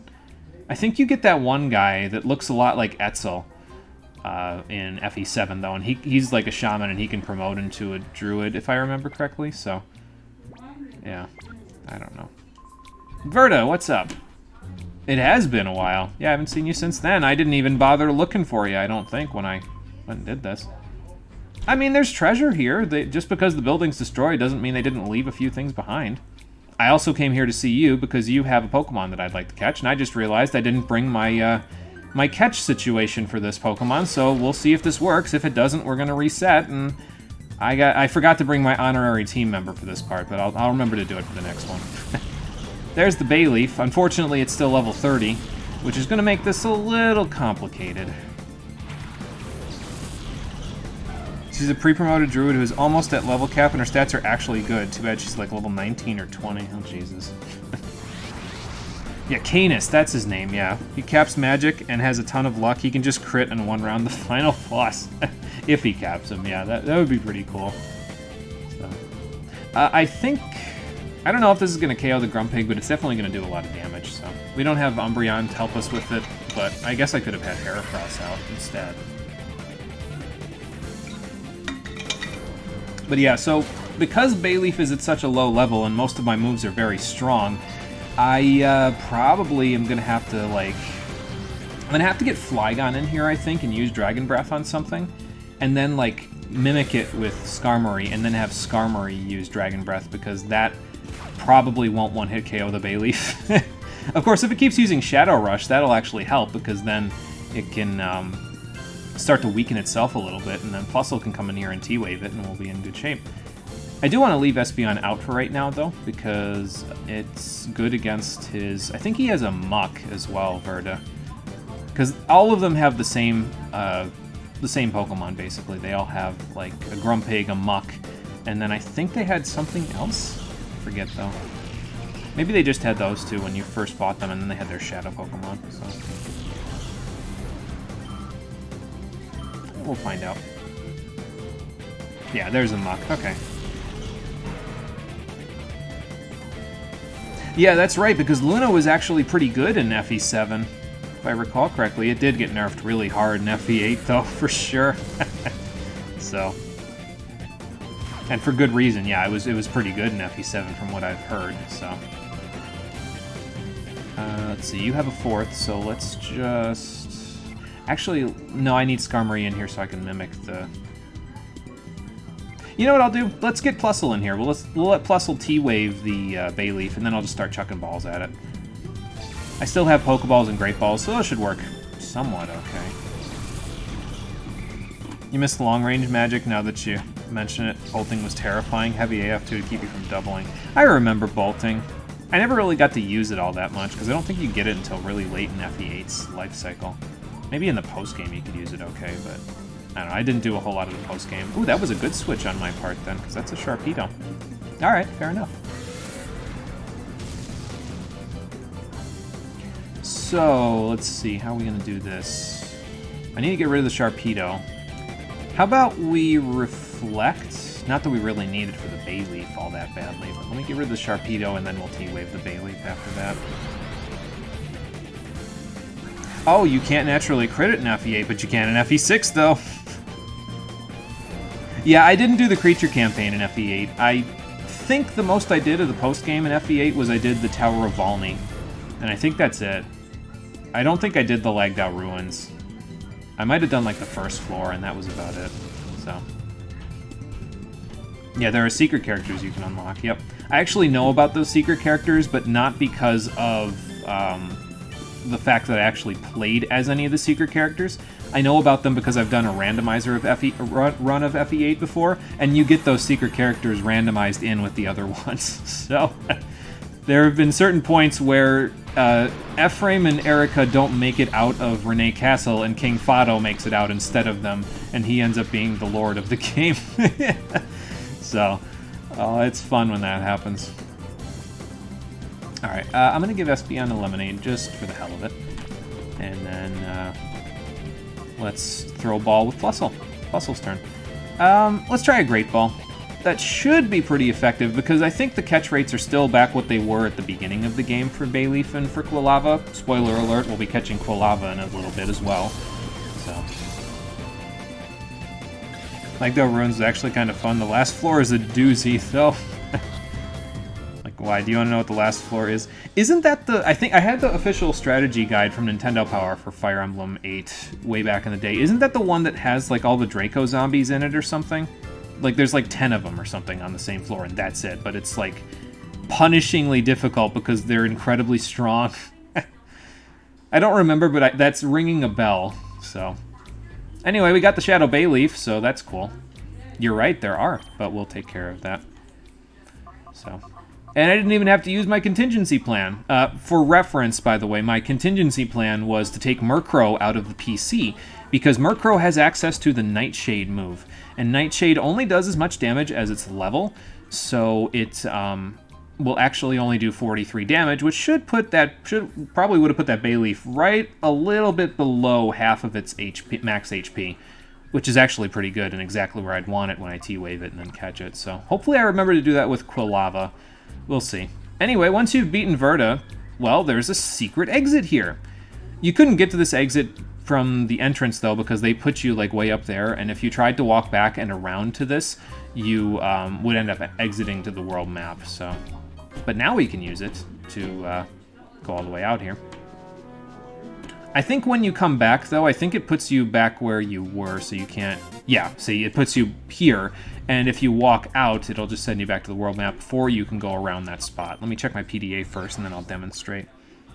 You're almost entirely surrounded by Draco zombies? Sure, why not, devs? Yeah, I know, it's like, okay. That's fair. Shadow Pokemon list. I analyzed the Shadow Pokemon list again and discovered 6 more. The additions are Ursaring, Skiploom, Quagsire, Tropius, Skarmory, and Sunflora. Look for more updates. Well, we don't know where Ursaring or Smeargle are at this point. Those are 2 that we do not have the locations of. So, let's see here. Let's see. Quilava is not known, and Smeargle and Ursaring are not known. Excuse me for a moment. Can you guys turn that down a couple of clicks? I can hear it down here more than my TV, please. Thank you. Oh, it's just what I need. Bruno Mars giving me a copyright strike. Anyway, yeah, so you can't just go around to this point because, like I just showed you, you step to the world map before you can get around that barrel, unfortunately. So, where can I go at this point? I guess I want to restock on supplies a little bit. I guess we go to Fanac and do that. Sure, why not? Let's go to Fanac.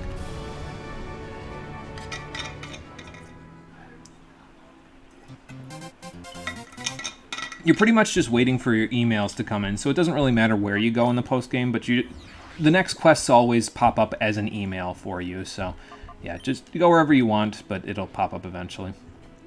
Trouble in the Under? Sek has another message for us. Hi, big guy.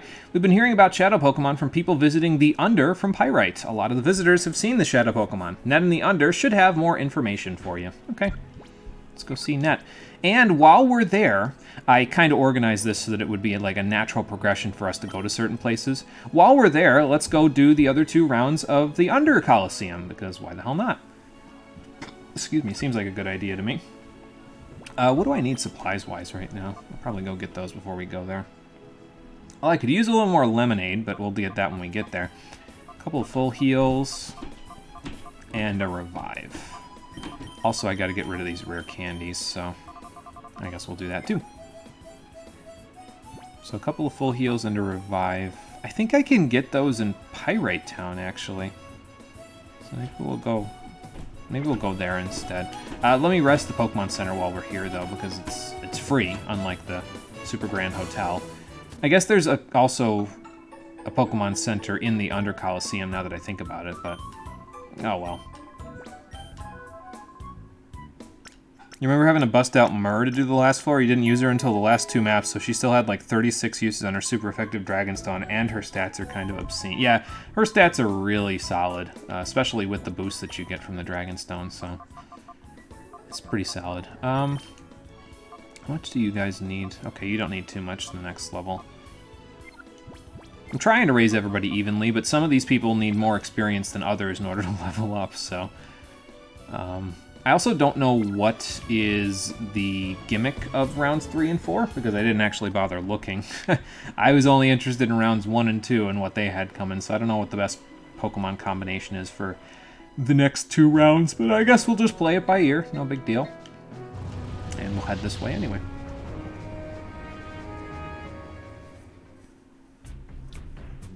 If you save her until chapters 20 and 21, you can get her to 20 without using that many uses on the stone, meaning you don't have to do the mind glitch to repair it. That's right, because you can do the glitch to get it repaired with... Is it repaired with the Hammer Knee Staff, or is it some... I forget exactly how the glitch works, but you can repair it. I just don't remember exactly how it works. So, but I usually don't use Myrrh too much when I play the game, so like, if I use her, I usually just use her against, like, a really powerful unit that's, like, stuck in a choke point with a whole bunch of other smaller units. Like, I'll take out the smaller units with somebody else, and then I'll just toss Myrrh at them because I don't feel like thinking about how I'm going to take the other ones out. So, yeah. How about Flygon and Heracross, actually? Let's let them do a little work here. Because, well, these other ones are not quite at like super levels at this point, but we'll get some levels out of these guys. I also have a plan for when I'm going to do the other 20 battles in Mount Battle. We're going to do this on this episode, and then we'll go catch the other Shadow Pokemon in where we get directed to when Nat tells us where to go. And then that'll probably be it for this one. But then after that, there's one other thing to do before we go to the next Colosseum that we'll unlock. And then that's like the second to last thing you do in the post-game. So we'll go to Mount Battle before we go to the last Colosseum of the game. So basically that's how that's going to go. Anyway, let's enter this challenge, and we'll see what we can do. Incidentally, for purifying purposes, Bayleaf and Quilava are pretty easy to purify.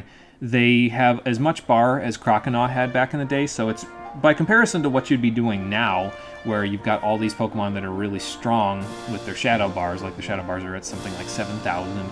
I think Bayleaf and Quilava will have like 3,000 bar, which is just really easy. It'll take like 20 minutes of walking at the most to purify them, so. Oh, you give it to a Gorgon egg, and then the egg will drop it, meaning it'll be at max durability. Okay, gotcha. Yeah, see, I wasn't 100% sure exactly how that worked, so. Actually, Espeon and Skarmory would have worked very well for the starting combo. Because a Coughing and a Dustox, yeah. Oh well, let's use Flamethrower on the Dustox, and then Heracross, I'll have you switch with Skarmory, actually. I was going to switch in Espeon for Coughing, but I can take it out some other way. Skarmory needs the experience, so. The enemy control glitch is something that you actually learned about by doing it on accident. It's kind of broken. Can't you give yourself, like, monster weapons with that, too, if you do it a certain way? I forget how that works exactly, but I only know the barest of minimums about how the glitch works, so. But I've heard a little bit about it, so.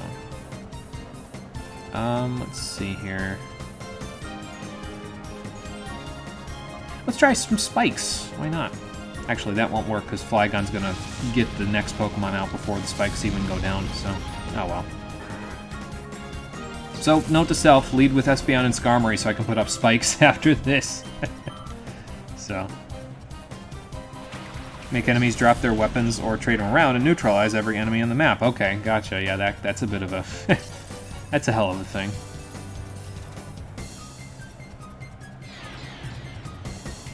Well, only Flygon's going to get hit by Sludge now because, well, Skarmory's immune to it, so...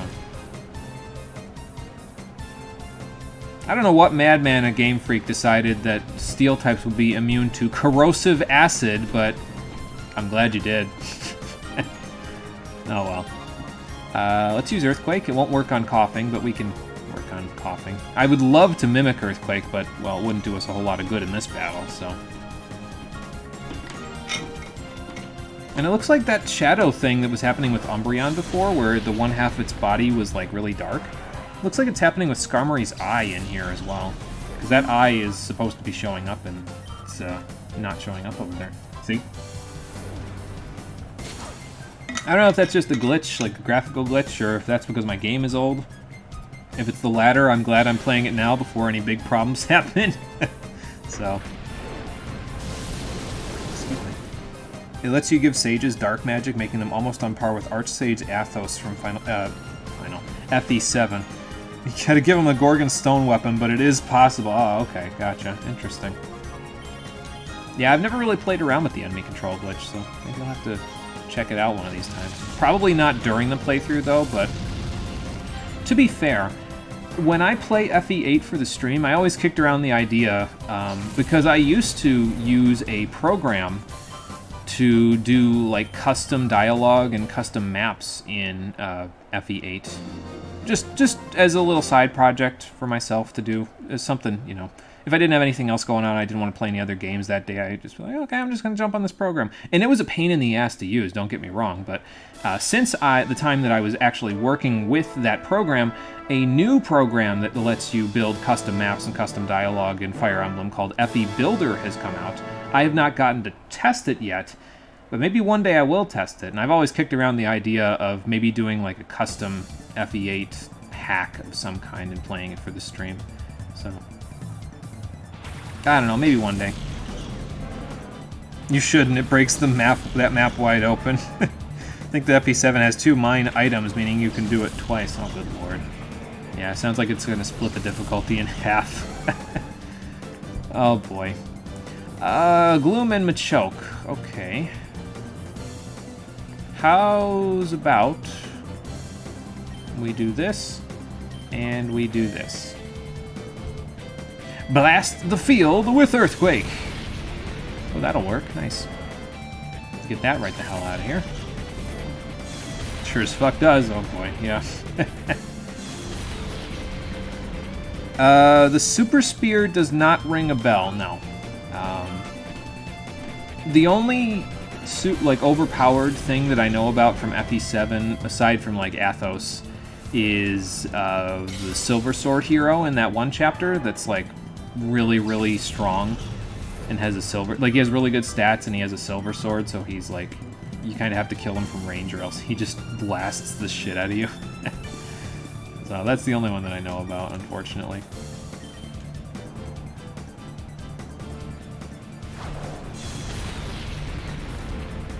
Oh good, the damage resolved before it hit Heracross. Perfect. It'll probably still hit Heracross anyway, yeah. That's okay. Flygon, you're doing a little bit more damage with those Earthquakes now. You're doing 43 damage to Heracross pretty frequently, although I think the last one did like 48. We're all getting a lot stronger, so that's good.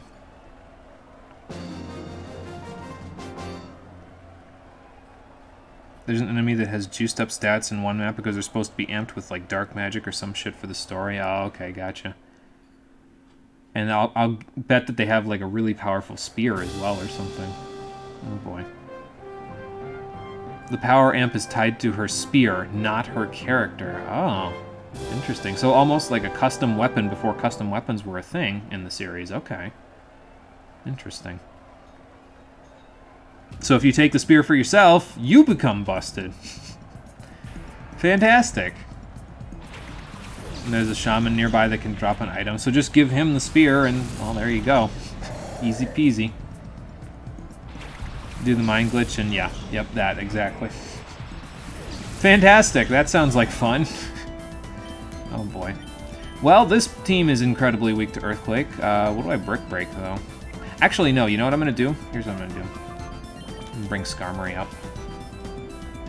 Because it has immunity to poison, and also, if there are more poison types on this guy's team, I can just mimic Earthquake and then have a Skarmory that knows Earthquake. I think that would be fun. So we're going to give it a shot. Oh, and it's a spear, yeah, so it's a 1-2 range weapon, that's right, because the spear is that is the really powerful 1-2. It's like the upgraded Javelin, yeah. Forgot about that. That's cool, so you become busted and a ranged unit that can be completely overpowered. Fun. Skarmory's speed's getting a little high. Gotta be careful because I don't want it to be faster than Heracross if I can afford not to. I mean, if it happens, it happens. I'm not really that inept about it, but yeah, I don't know. I know Jumpluff will live a flamethrower. It'll probably die to a drill peck though. So I don't know, I guess Earthquake for the Hariyama, and then I'll get rid of Jumpluff, and then we'll get rid of Hariyama next turn. So no mimicked Earthquake for me this time, but we'll figure it out. One of these days we'll get to mimic an Earthquake. Yeah, nice. That was Sharp Beak boosted as well, because the Skarmory that Gonzap gives you, it comes with the Sharp Beak as a hold item, so Drill Peck from Skarmory is actually going to be really powerful. Specifically because it's got a decent attack score. It's not incredible, but it's decent enough to where you can get a good amount of power out of it, so I guess I'll just keep using Earthquake and then mimic it because I'm not going to get a chance to, but, you know. So the character's supposed to be intimidating AF until you steal her spear and then just gimp the shit out of her, yeah. Oh boy. That's funny. Alright, so Espeon, Skarmory, Heracross, and Flygon have seen some action in this round, and they probably will continue to. So I think I'll lead with Plusle and Quillfish in the next round, just so everybody can get up to 58. Like I said, I'm only planning on getting up to about 62 by the end game, and that should be plenty for us to finish off the bonus bosses in this post-game part, but it should be fine. We'll figure it out. I think the highest level they get to with their Pokemon is like 70, but we will be able to handle that. It's no big deal. We'll just double team that Pokemon on the same turn. So. Oh, she comes back later and she has a spear, but it's not the super spear, which is lame AF. Yeah, that kind of sucks. You'd think she'd still have it, but maybe they just reprogrammed it or just gave her a different one. I don't know. Well, Heracross, I hate to say it, buddy, but I don't think you're going to be doing a whole lot against these guys. And Earthquake isn't going to do a whole lot either. So let's start working on the Weezing. I'll get Golbat out of here in a minute. I'm a little sketched out by the idea that Explosion could be happening here in a minute, but it's fine. Excuse me. Probably Golbat's going to hit Heracross with, like, Air Cutter or something. Wing attack. And then Weezing will do whatever Weezing's doing. Apparently, yeah, I think all of them have used poison types in some capacity. Oh, good, Confuse Ray. Fantastic. Well, we get to use that yellow flute I got. So. And Sludge Bomb. This is on probably Flagon. Oh no, Espeon. Okay, that's fine. I can handle that. So I definitely want to get the Golbat out of here, because I don't feel like getting Confuse Raid again. Let's see if the Yellow Flute even works in this game. Sure does. Perfect. See how easy that is? And then get the hell out of here, Golbat. Poison sucked until Fairy was a thing. Yeah, it was kind of just a worse normal type in a lot of ways. I mean, it had the additional effect on a lot of its moves of poisoning the opponent, which is kind of nice, but it didn't really have that much of a niche. It was kind of just there, you know. So. This is probably also on Espeon. Yep. I mean, it hurts, but I'll take it. And then, let's see here. Murkrow is going to be a bit of a problem because of, like, Feint Attack and stuff, so how about, let's use one of those Max Potions we just got, because why the hell not? I could have used a Hyper Potion, but oh well. It's fine. Let's get the Weezing out of here. We'll get the Murkrow out of here next turn, maybe. I'll figure out how I'm going to do that. Maybe I'll have somebody else switch in and take care of it. Especially since Flygon's already almost level 59, like, that's quite a bit. So, well, it looks like Heracross is coming in. So. And more Confuse Ray. Fantastic. This is definitely somebody who liked Venus, that's for sure. Alright, so how about, since we're bringing in Heracross anyway, let me preemptively Earthquake, and then I guess I could send in Skarmory too. Yeah, we'll let Heracross do it, it's fine. Yeah, this set is definitely the Espeon round, that's for sure. Espeon and Flygon do work in this round. And that I'm okay with if it doesn't affect Murkrow, because I'll just take care of Murkrow next turn. No big deal. That's a 2-hit on Stantler. I'll take that. Confuse Ray and Mean Look. Oh, that's fun. You like watching people suffer, don't you? And we got Light Screen. Okay. Well, Heracross, you're going to need to break that next turn, but that's okay. Let's just Earthquake. We'll get rid of the Stantler. I know it'll do a little damage to Heracross, but that's okay. And then let's just break those screens. Or that screen, rather.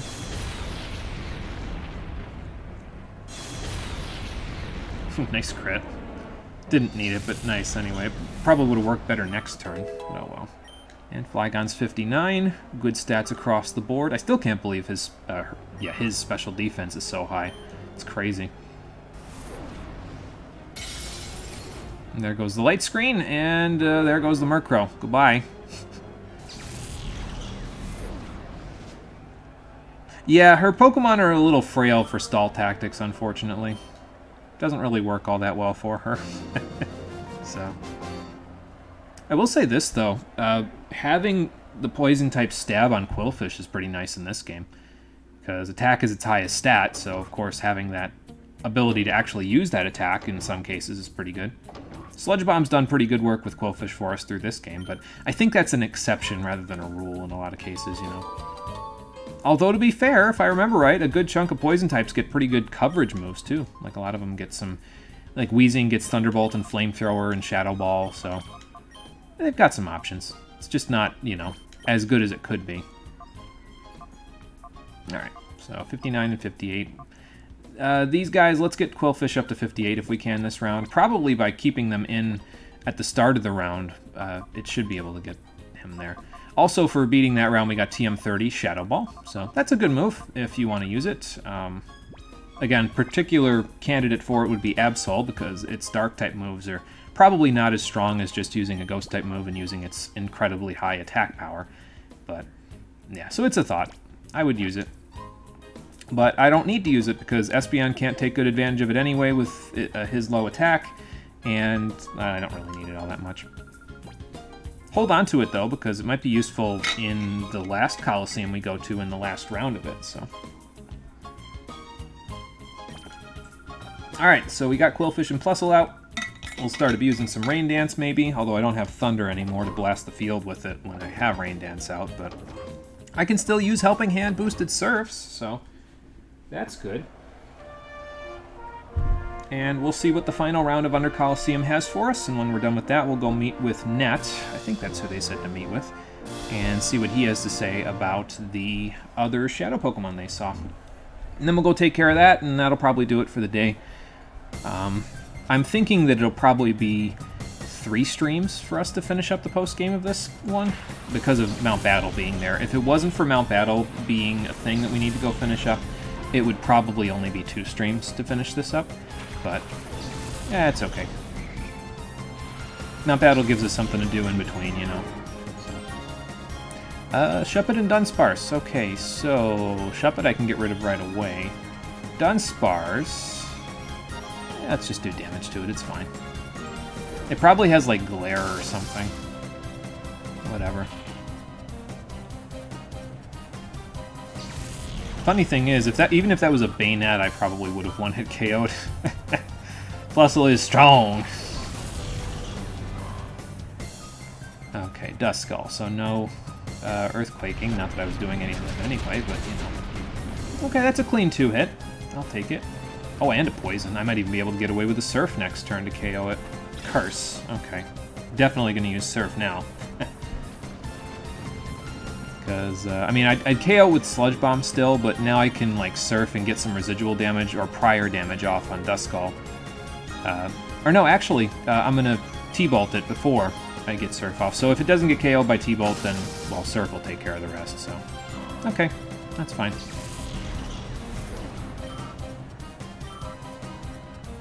I always like Duskull's design. Just the skull on its face is pretty cool. Dusclops is okay. I'm not as big a fan of it, I guess, in terms of its aesthetics, but, I mean, it's a cool Pokemon. Very tanky, very defensive, but, I don't know, just aesthetics-wise, I think I like Duskull better. I figured you'd have known that, considering the past 3 rounds, all that people could talk about was how I knocked Venus out of the running, so...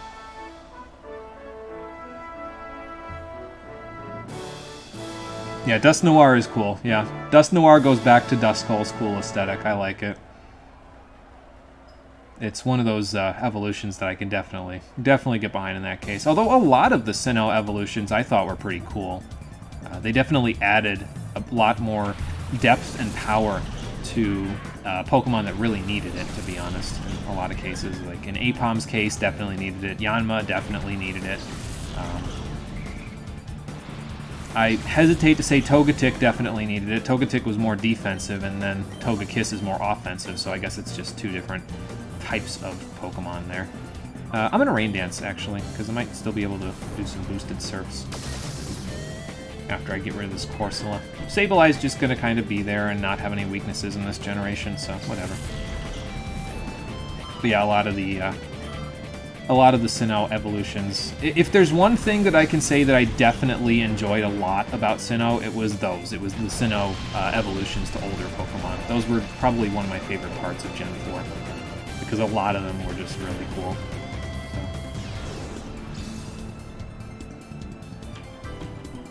Like the idea of the new evolutions in Gen 4, you understand why they won't do more, though. I mean, I would have appreciated if they had given Dunsparce an evolution before they stopped. It's fine that they're not doing it anymore, but can you guys show some love to my boy Dunsparce first, please?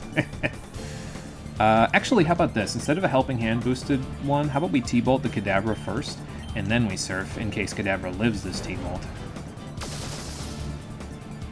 Well, it's not living this T-Bolt, so... Oh, Kadabra, you just get cucked every time you're on the field in this game. My teams evidently just don't like you. Okay, Staryu's fine. This'll probably do like half anyway to Staryu, even without the Helping Hand boost. Yeah, just about. Too strong! I'm getting Rock Tombed though, so I'm gonna be a little slow. That's okay. I know that line. Piece of Yoshi, what's going on? How you doing? Welcome back. Still haven't played Royal yet. I'm slowly getting around to it one of these days. Welcome back. We're in the post-game of Pokémon Colosseum. We're doing the 3rd and now 4th rounds of the Under Colosseum before we move on with some more of the post-game story. So, yeah, welcome back. Been a little bit, but that's okay. Get to watch us blasting the field with rain-boosted surfs. With a Quillfish, no less. Honestly, though, I'm really happy with Quillfish's... how Quillfish has done through the whole playthrough. It's pulled its weight and then some in a lot of cases. Even with its ground weakness, it's done pretty well, all things considered. Especially after I bullied Divil, like, 30 times to get it enough special attack to actually be able to use Surf effectively. Yeah, that definitely helps. So, or play Strikers so you too can understand the hell of consecutively fusing a Cerberus and a Black Frost. Oh, that's fun. I've thought about playing Strikers though. I think what I was doing was I was waiting for it to go on sale on Steam, if I recall my thoughts about that. So. I could be wrong, but I think that was what I was waiting for. I think I want to get this Breloom out of here before it spores anybody. So let's do that real quick. Let's just do... yeah, let's do a Helping Handed boosted Ice Beam. Because I might need it for Breloom. It's got a bit of HP. So imagine using a Surf user despite their lowered special attack. Yeah, and I mean, I probably could have just offset Croconaws or Quagsire's natures to get their Surfs working effectively, but, well, then I would have had to bully Divil even more than I already did, so... Which, I guess, isn't a bad thing. Oh, boy. Oh, it's level-based? Okay, you've spent 9 hours trying to get Orthrus up to level 50 and get Jack Frost and Pyrojack to 40. Oh, good lord, yeah, that does sound painful. Oh, man. Alright, so you've only got these two, and we've got a Misdreavus, so... Let's use that fancy yellow flute we got, and get Plusle snapped out of confusion. And then I'm just going to Surf. I'm not even going to bother putting the rain up. I'm just going to Surf, and it'll probably still do good damage to the Combusken. Got 9 hours back in Fusion Hell. Boy, that sounds like something that I left behind long ago. So... Oh, good. They confused me again. See what I mean, though? Like, the AI seems to know with certain statuses, like, oh, nope, he's gonna cure it, I'm just gonna do it again. Like, alright, fine, you do you.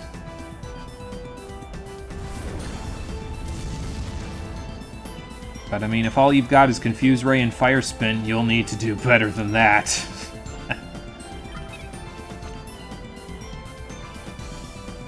Should play a little Lily Princess. It's basically a visual novel, but it's cute AF. I haven't played a good visual novel game in a long time, now that I think about it. Probably the closest thing I played to a visual novel game recently would be Pyre, but Pyre it's only partially visual novel-esque, and then the other half of the game is basically a professional sports game. So if that sounds like a crazy combination, well, it is. Pyre's is a pretty good game, though. It's by Supergiant, so, and they make pretty solid stuff. So if you haven't played it before, I'd say give it a shot. I mean, I'm okay with just using the yellow flute over and over and letting this thing get locked into a Confuse Ray loop. So, we'll say one thing: Little Lily Princess almost made you cry, and not just cry, like the ugly sobbing kind of crying. Oh my god. Act 2 hurts your soul. That's not good. It's cool that games can get that kind of emotion from people too, though. Sometimes you don't get that sort of emotion out of media that you consume, so it's interesting when you can find games that can do that for you, you know? So, I don't think this game was meant to have a yellow flute in it, because it seems to really mess up Pokemon that like using Confuse Ray, like a lot. Like, that Misdreavus just got move locked forever with a reusable item that was just in my inventory, and I could just leave it there. I mean, I guess that's why they didn't put the yellow flute in the game, because they didn't build the AI around the yellow flute being in the game, unlike in the next game. But I guess that's a bit of a spoiler for XD. You get a yellow flute in the next one, but I mean, I don't think that's too much of a spoiler. It's an item. Like, how big of a spoiler could that be?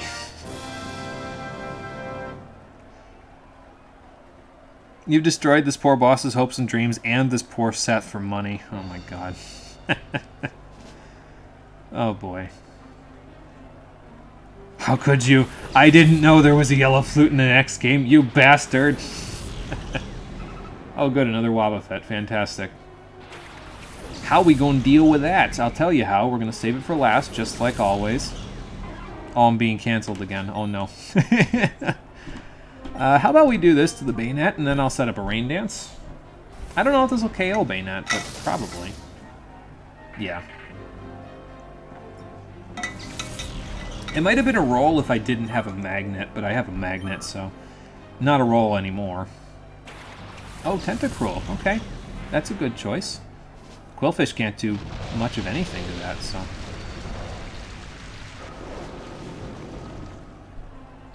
Counter on Bustle. Okay. I don't know why you would ever do that, but okay. This will be not very effective on Tentacruel, but it will hit it on its weaker physical side, so... It probably will do okay damage. Enough to finish it off, anyway, so... Cancel Culture makes you want to read. It accomplishes somewhere between little and nothing.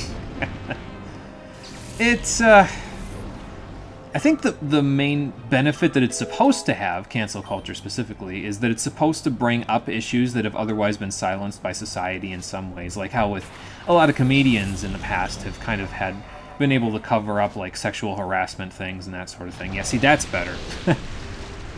So that's the good part to it. It's just not always used to uncover that sort of stuff, you know? So, I don't know if Sludge Bomb is super effective on Cradily. I mean, we could try it, but I think Ice Beam is super effective, so let's just use that instead. Excuse me. But yeah, really happy with Quillfish in this playthrough. It's, especially with the good moveset that I got it's definitely been pulling its weight pretty well, so... Oh no, Confuse Ray, what will I do? But all it does is people justify being stupid AF in the name of a justice that they can't prove. Yeah, oftentimes a lot of the stuff that tries to get canceled, that people try to cancel on the internet, is... It's not that the claims are unfounded, it's that the evidence is shaky, right? And I won't say all cases, I won't even say most cases, but a good chunk of the cases that you hear about on the internet, the evidence is kind of shaky. And in some cases, it later comes out that it is not super effective. Okay, good. But in some cases later on, it comes out that the evidence was completely faulty and it was actual false information, so... But... Forever use the Pro Jared incident as your go-to for why cancel culture is a blight. See, I don't even know what happened with that, because I just kind of said, okay, no, I'm not even going to bother with this anymore after a certain point. I just said, whatever. whatever. I'll just let it all pan out, and maybe I'll check it out later. And then I never checked it out again, so I don't even know what happened after like the first week or so of the incident. So.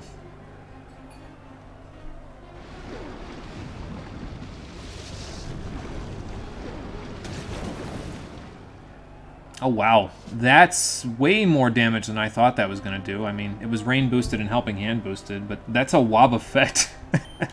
And we still did that much. Good lord, Quillfish. You are not slowing down for anybody.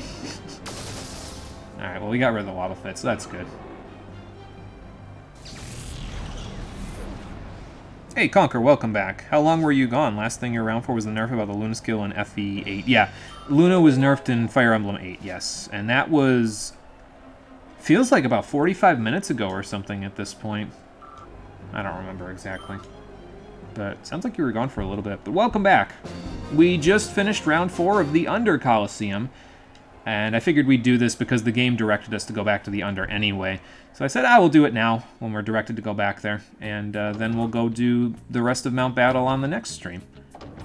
Because, well, we won't be directed to go back to Mount Battle at any point in the game, but, well, we'll be done with most of the other side stuff in the game by the time we get to the point where I'm going to do that. And for winning through round 4 of the Under Colosseum, you get TM23 Iron Tail. Not really a great prize, to be honest. I mean, it's stronger than Steel Wing, but it's also a lot less accurate, so... I might use it eventually in the next game because, well, there's actually... Nora, you need to stop teleporting. There's actually a good reason to use it in the next game because you can actually boost your accuracy outside of X accuracies, so... You had to go do something and made yourself some bean and meat burritos. Ooh, nice, Conker. Sounds good. Enjoy those. I'm sure they'll be good. Did they put Bay Leaf over here? Yes, they did. Okay. Oh, yeah, and the starters also hold the boosting items for those, their types. So Bay Leaf will hold a Miracle Seed, and then when we get Quilava, eventually it'll hold a Charcoal. So if you need those, you can hold on to them once you do that. But I don't personally need any of them except for the Mystic Water, because, I mean, I need it for Surf, and that's it, so... Yeah. But yeah, it's funny though because this playthrough, I mean, I'm using some stuff now that I've used before. About half of the team is stuff that I've used before. Espeon, Umbreon, and Flygon. I've used Flygon in several of my Pokemon playthroughs previously off screen. And Espeon and Umbreon, well, I've played this game before, so of course I've used them. And then the other half of the team is Duking's Plusle, and then Skarmory, I don't think I've used that in a playthrough either, now that I think about it, but also Quillfish, and then Heracross. I've never gotten to use any of those 3, now 4. Actually, no, I might have used a Skarmory in like 1 playthrough, and that's about it. But I've never gotten to use Quillfish or Heracross in any of my playthroughs of any Pokemon games for the past however many years I've been playing Pokemon, and really, the both of them have been pulling their weight quite well. I expected Heracross to do that, but Quillfish is a surprise. So, because its stats are not exactly the best. Okay, let's sell our rare candies. And just like that, we're back in the money. We've got 42,000 now, so I can go make a lot of very questionable purchases. Like a lot more lemonade.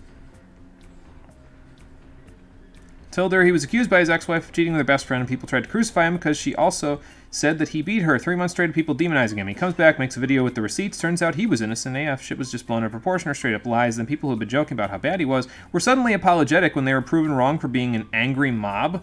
There's a lot more, but that's why cancel culture sucks. Oh, good lord. Yeah, that just sounds like a clusterfuck. I don't know, I don't know if I haven't watched him in such a long time, and sometimes it's hard to go back to a creator after you haven't watched them in such a long time. But maybe I'll go back and check his stuff out, the newer stuff. I started to fall off with Pro Jared before the whole thing, though. Like, it's funny because a lot of creators, like, I'll fall off with them, like, a couple of years before they come up with, like, a major problem or, like, they plateau. And I'll just fall off with them a couple of years before any of that happens, so... Oh yeah, I met up with him a bit. We took care of Rilgam Tower already. It's all taken care of. Maybe she should teach you how to teleport. It'd make going around the region a lot easier. That's true. Yeah. that would be pretty fantastic. Yeah, I'd be able to just quickly teleport to and from places. I wouldn't have to destroy the environment with my bike. So, also hadn't heard that much about the whole thing. Yeah, it sucks. It sounds like it sucks anyway. So, yeah, we're good. We're good. We made it through there. So, Nets, I heard you had some info for me. Oh, really? Okay. Yeah, I remember Gurks. He's the guy that had the surprise Whale Lord. Oh, okay. Yeah, I'll go check it out. So now you gotta go fight Gurks, just like how we fought Kale to find out about Shadow Bayleaf before. And then Gurks will direct us to wherever this Shadow Quilava is. So we'll go check it out. As you may remember, you have to go through Kamurocho here just to get back to Gurks, so... Yeah, that Whale Lord's great. You know what? Actually, hang on.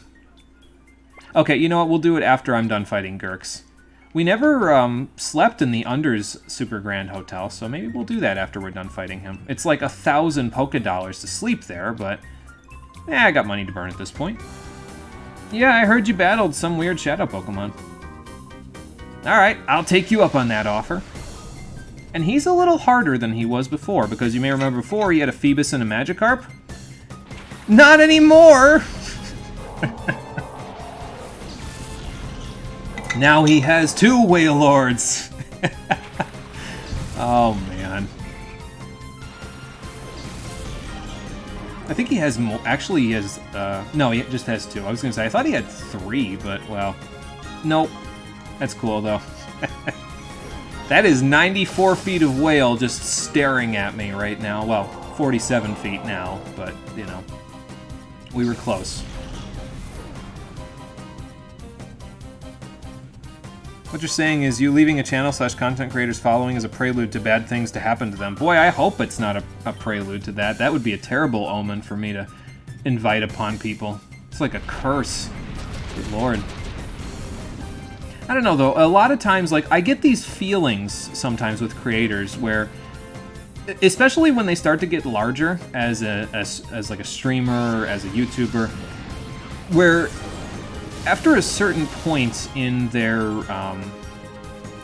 when their channel gets to a certain point of their popularity, I just sort of feel like they don't need me anymore, to be honest. Because, like, when they're smaller, it's nice because you can actually directly communicate with them and you can, you know, every little bit of views and likes and comments and stuff like that, it actually helps them more than it does when they have hundreds of thousands of people watching them. Because, well, by that point, one person isn't going to make a huge difference. But when they're down in, like, the below 10,000 range, that's usually where I'm in my prime and I try to subscribe to them for a while because... then they need they need your help more because their channel is small and helping them grow is something that I enjoy helping with. So, why does he have 2 Wailords? Well, one was male and one was female, Conquer, so use your imagination. So, you missed the 5-star rating system. God, it's been such a long time since we had the 5-star rating system. Oh, okay, so this is Rosso. He was the 3rd of the 3. Trainers, Cypher Peons, color-coded Cypher Peons, that is, that we saw in Phoenix City. And he has the final of the Shadow Starters, Shadow Quilava. Excuse me, Nora. There we go. So then we'll go check it out. Where is he? He didn't say where they are, did he? Well, let's sleep here first, then we'll go check in with Net and see if he has anything to tell us about where he could be, so... That's why you're a bad omen. Yeah, because I make sex jokes about Wailords. Fair enough. Excuse me, Nora. There we go. The flag was behind her. Yeah, big creators are targets for stuff like that, yeah. So maybe that's why I do it, is just because I don't feel like dealing with all the drama that comes with being a bigger creator, you know? Maybe that's what it is. I don't know. Plusle's almost level 62 at this point, isn't it? Isn't he? Oh, no, not that close, but... still, I mean, he's getting like almost 2,000 experience per battle at this point. Or rather, per Pokemon that we knock out, so that's impressive. Excuse me again, Nora. You're just gonna... okay, hold on. There we go. I'm trying not to push you, Nora. It's just you keep getting in the way. So, alright. Well, I don't think Gurks tells us exactly where to go, so I'm gonna go see if Net tells us. And if not, I'll just tell you where we need to go. So, or he might tell you, like, if you go see him, and, like, if you go talk to him again, like how we talked to Kale again. Okay, so net doesn't tell us anything. All right. Let's go check in with Gurks again just to see if he tells you. And then we'll go to the location. Even if he doesn't tell you, I'll just tell you where it is. And then we'll go to that location and we'll catch the Shadow Quilava. And then I think after that we'll call it a day. And for the next stream we'll do Mount Battle stuff. And then we'll do... actually, we'll probably go do the next thing after you catch Shadow Quilava first, before we do Mount Battle. Then we'll do Mount Battle, and then we'll see what else we can do from there. Oh, Gurks, here. You did. Okay, so he doesn't even tell you. So I'll just tell you where you're supposed to go, because apparently nobody around here tells me where we're supposed to go. You gotta go back to the Shadow Pokemon Lab. Rosso is hiding out over there, so we're gonna go do that. Actually, while I'm thinking about it, let me open to my Shadow Pokemon Lab map. Also, all of the Cypher Peons that were in the Shadow Pokemon Lab before, that you fought that had Shadow Pokemon, they respawn there when you go there. So you can refight them, and then if you still need to catch them, their Shadow Pokemon, that is, you can catch them from them when you go back. So, basically, it doesn't matter if you don't catch their Shadow Pokemon in the beginning of the game, because there's always an opportunity to catch them again from the exact same trainer. So... don't worry about it if you miss them the first time, because you can always catch them in the post-game, basically. Actually, let me heal real quick. I think I took... oh no, I healed at the Underground Hotel. Never mind. I'm good. And that's why we don't get a sidekick in the next game, yeah. Because her AI just gets stuck on too many things and gets in the way in some cases. She does really want to get in my way now, absolutely. She doesn't like the fact that I talked about some of the NPCs in this game being a little flat at the beginning of the game and not feeling like they're, they just feel like an extension of dialogue, and in that way, how do I mean this? When I say they're a little flat, I mean, they don't really get a whole lot of character development. They're usually just a vessel for the story to be moving along, and not in a way that allows them to be better characters or to change over the course of the game. They just sort of are there, you know? I don't know if that makes any sense. They're just along for the ride, so. Anyway, we got something from Marcia. Okay, what do we got? It appears as if the criminals are gathering at the Shadow Pokemon Lab again. Okay, so here's where they tell you. There's more. People have seen a Cypher Peon in a gaudy red outfit with a Shadow Quilava. I wonder what's up. I know what's up. That guy is here. Rosso is here at the Shadow Pokemon Lab, so we're going to go check it out. Basically, what happens here in the post-game is that the remnants of Cypher are all scattering all over the place, trying desperately to recover from the fact that you just knocked off their boss. So, yeah. I think all the scientists are gone from the lab now, though. So, oh, and we can check out Quilava while we're here. Oh, wait. Yeah, we didn't catch it yet. Never mind. We'll check out Quilava while we're here after we catch it. How about that? My bad. I'm thinking, oh, yeah, I already caught it. Bruh. Rui is just being Rui. You forgot that you can name her? Yeah, we renamed her Nora in this one to look a little bit closer to like what her grandparents' names are. Because her grandparents have the 5-letter names with un or So I said, okay, let's come up with something that's a little closer to that. So we came up with Nora. You think you named her the Japanese word for fuck? Because you are very funny. Oh boy, that's something. I don't know what the other preset names are for her, but her canon preset name is Rui, R-U-I, like Piece of Yoshi just said, so. She doesn't say or do too much outside of being found in a burlap sack. Yeah, pretty much, yeah. Like I said, she's kind of just a vessel there that's there for the player to be able to catch Shadow Pokemon because she identifies them for you, so. Now, where the hell do I need to go to get this? I think I need to go back to Ein? I think I used to call him Ian, and now I call him Ein, so I'm going to get that confused, too. I think I need to go back to Ein's room, which means I need to go here, and there. I'm going to make the run through this place and see if any of the Cypher Peons respawn. If they did not, then whatever, I'll just go back. Okay, there's one of them.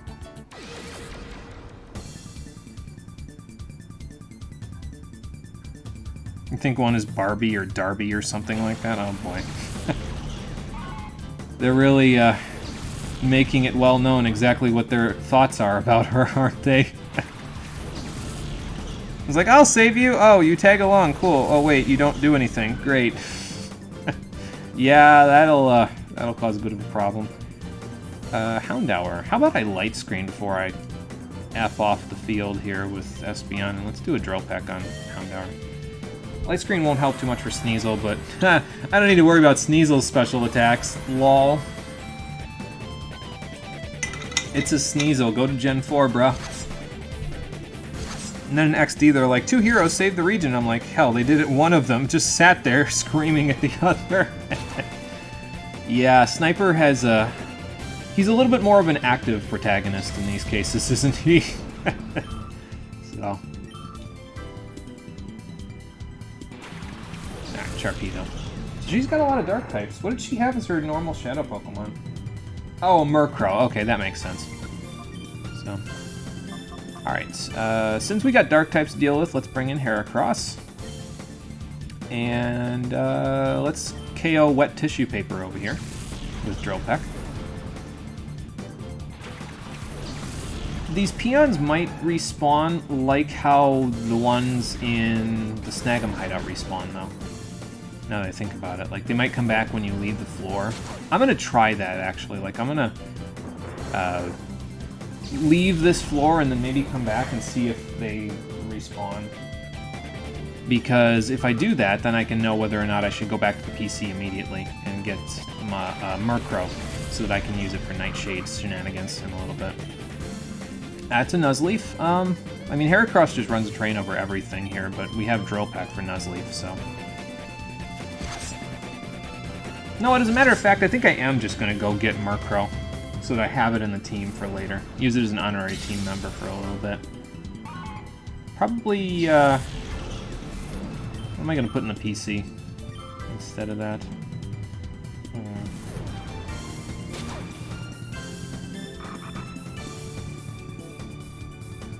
We only need to fight like 4 or 5 trainers to get to where we need to go, so maybe I'll just put Espeon in there, because Espeon's a little bit of a higher level than Skarmory at the moment, so... Put Espeon in there and let Murkrow get a chance to help us out with these lower-leveled Shadow Pokemon.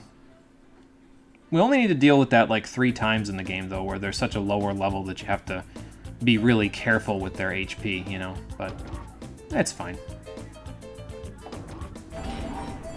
Also, we're probably going to go for a little bit longer than where we normally go today with the stream.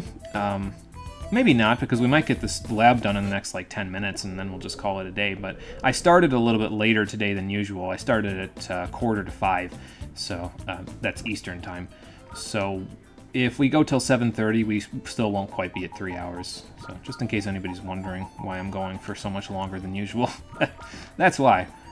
Alright, so Espeon, go hang out with the rest of the Pokemon for now, and Umbreon as well, and we'll let Murkrow hang out in the team. Whoops. There we go, for a little bit. Imagine if Cypher did get another game, or just the 3rd game gets made in this series. You have hope, damn it. Atelier Sophie got a sequel recently, and the Atelier series typically does trilogies of tenuously connected games. They don't usually do direct sequels anymore. I think it would be interesting if, for one of the later generations of Pokemon, they returned to the Ore region, but it was like years after Colosseum and XD, just to see how it's developed since then, you know what I mean? I think that would be an interesting take on how the series could go from here. I don't know if they'll ever actually do that, but I think it would be cool if they did, so... Oh yeah, and the alarm's off in here, by the way. I guess I neglected to mention that before, so...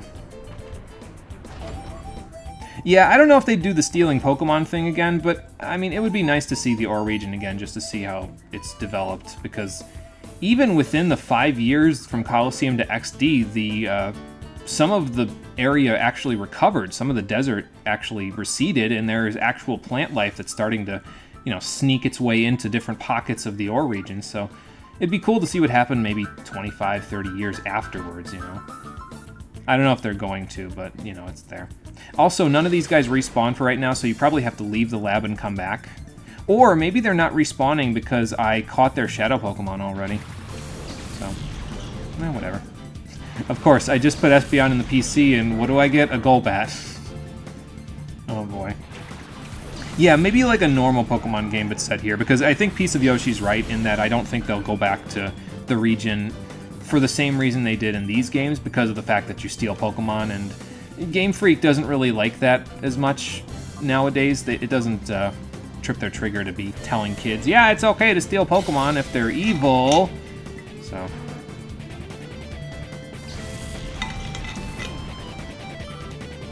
games were different back in these days. Oh, Mawile, okay. Like the third Golden Sun game? Okay, so the third Golden Sun takes place a while after the first and second ones then. So yeah, it'd be pretty similar to that, yeah. I mean, even through Intimidate, that still did pretty good damage. So I need to get Heracross out of here, though, because that's gonna hurt. Ow. Well, I guess I could Reversal, but then I would immediately faint, so... yeah, it's probably okay. I'm worried about it. Let's, I'll just keep Drill Peck and Golbat. Maybe I'll get lucky and get a crit. I don't know. But that will definitely KO Mawile, even through the -1. That's like 3 Mawiles that just got fainted there. Just saying, there's an anime episode where Team Rocket literally gets robbed. Sorry if anyone was interested, so you hate that episode. Oh boy.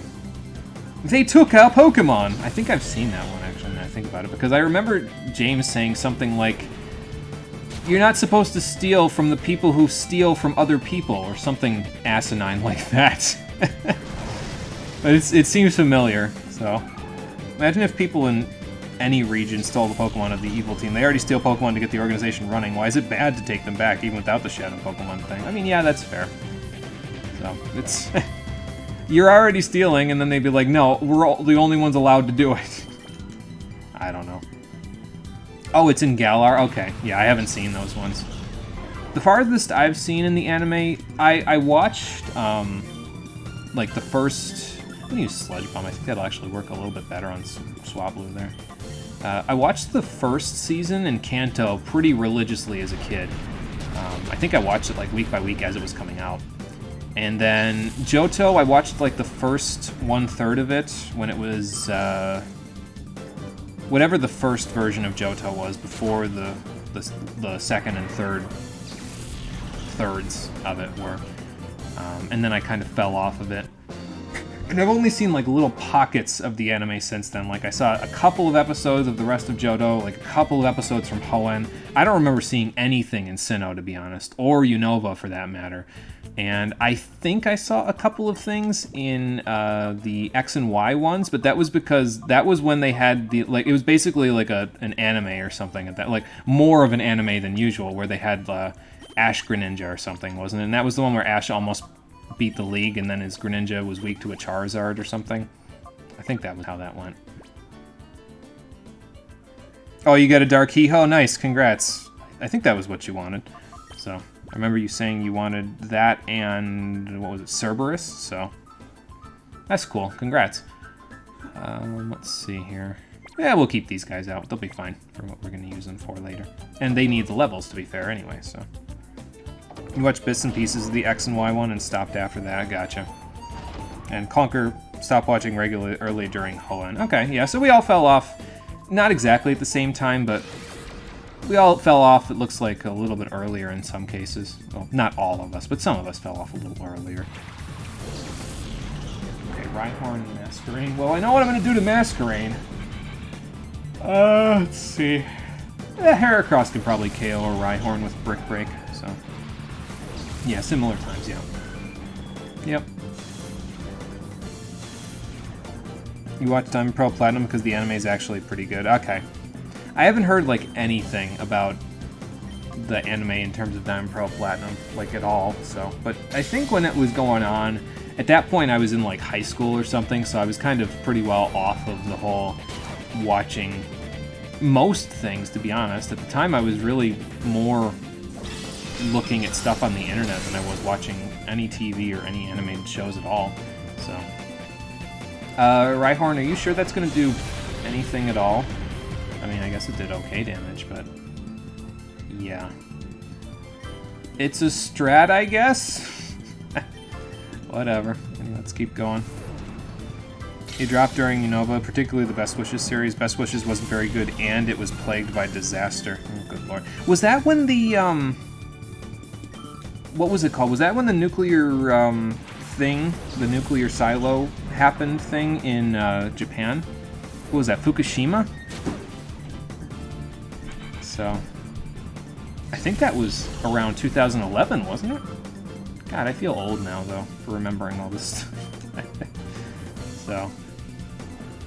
Oh, the earthquake that happened. Yeah, that was, I think it was close to the same time, actually, yeah. Oh, the earthquake and the tsunami incident. Okay, gotcha. So that was what the problem happened was.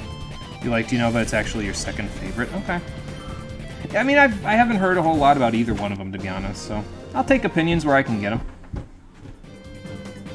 Watch bits and pieces of Diamond Pearl Platinum. That's definitely where you stop watching completely. Yeah, fair enough. Oh, the incident cut an entire arc from the anime? Oh, good lord. Well, I mean, I can see that, though. Like, that would be pretty problematic to try to develop stuff around, you know, because it's like, oh my god, you know, are we even going to be in the office from a day-by-day basis? It just depends on the weather, essentially, you know, so.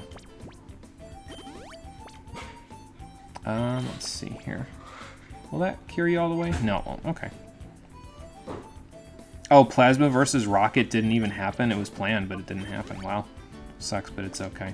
I mean, I'd rather that the people who are making it, you know, be safe than them try to develop that stuff in uncertain and unsafe conditions, you know.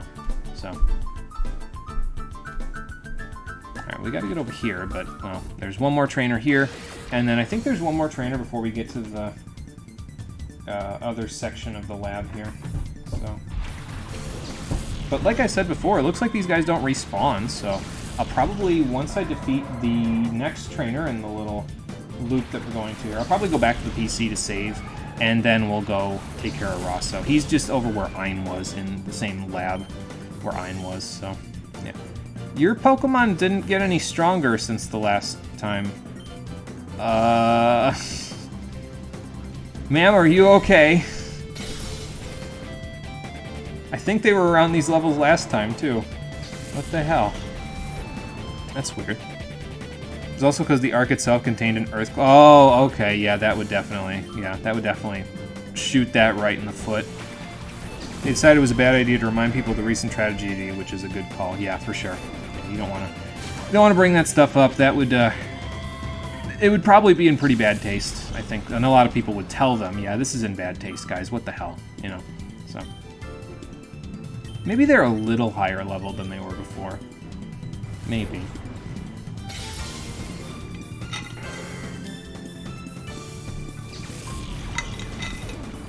Oh well, doesn't matter too much. No, it would not have gone over well at all. There's just this unexplained bit at the end of the Venipede episode where the main cast is like, we got a weird reading coming from the desert, and then just cuts straight to the gym battle next episode. Oh, good lord. Didn't even try to, like, patch it up, huh? They were just like, nope, just keep going, develop it, the other thing. Okay. I mean, fair enough, you know, whatever. Whatever you gotta do to get to the next section, but... Oh, excuse me. You'd think they would have started the next episode with Ash being like, oh my god, I woke up from a terrible dream, but it felt so real. But, yeah, apparently not. Alright, so this is the last one. On the way to the, what's it called? Are there any other ones in any of the other sections that you could have? I think you can go fight the Cypher Peon that has the Apom as well if you go over in that direction, but we don't need to go over there at all. So we just won't even bother. We'll just leave him well enough alone. I already got some extra experience out of Divil and Diogo, so I don't need to worry about the other guys. So. Oh, Magic Coat. Well, if I had used Spikes, that would have been a pretty good play, because I would have gotten Spikes on my field, too, so. But I ain't even using Spikes, so. Not yet, anyway. Probably only going to really use it for, like, the major boss fights where it's useful. It's not even useful in the last fight of Mount Battle, so I won't be able to use it there either. So probably we'll get more mileage out of Mimic than we do out of Spikes. So, oh boy. These Kadabras really like roleplay, don't they? I mean, fair enough, we're in an RPG, so... I remember that, it was painful. It's like, guys, the story is dying! It's fine, Team Plasma is great in their later appearance. Okay, gotcha. Well, at least they redeemed themselves, you know, for the missed arc that was there. Okay, Quagsire. So, probably want Giga Drain. I mean, Heracross can probably KO Swallow, and then we can probably figure it out from there. But let's do this, and we'll get Flygon in here. Yeah, I could just hit it. That's true. I'd probably just knock it out after a couple of hits. Especially since I'm going back to the PC to save anyway. Oh, okay, it's flying. That's fine.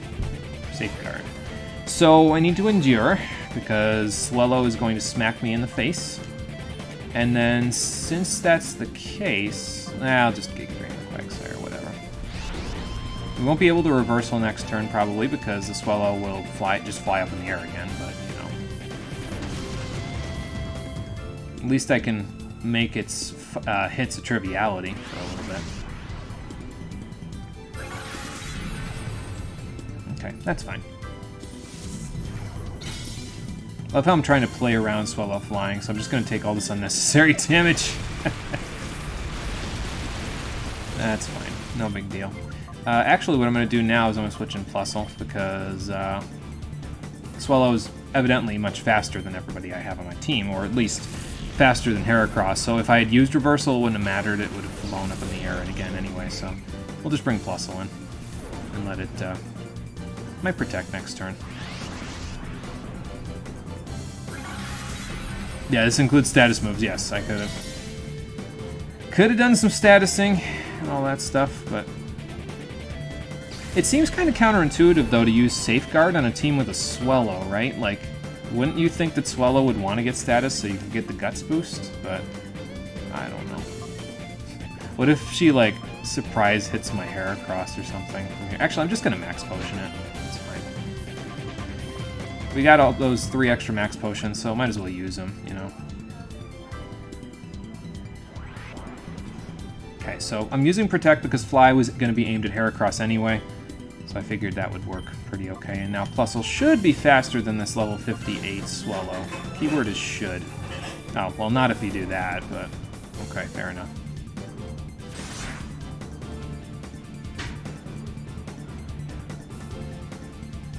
Alright, and then Plusle, you do that. And then we'll go from there.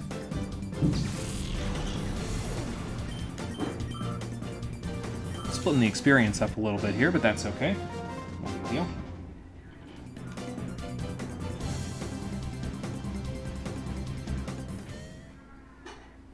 Alright, so now that we've taken care of all those trainers, let's head back to the PC. We'll save. I actually might use an Ether because I think Skarmory's drill packs are running a little low. You're still okay.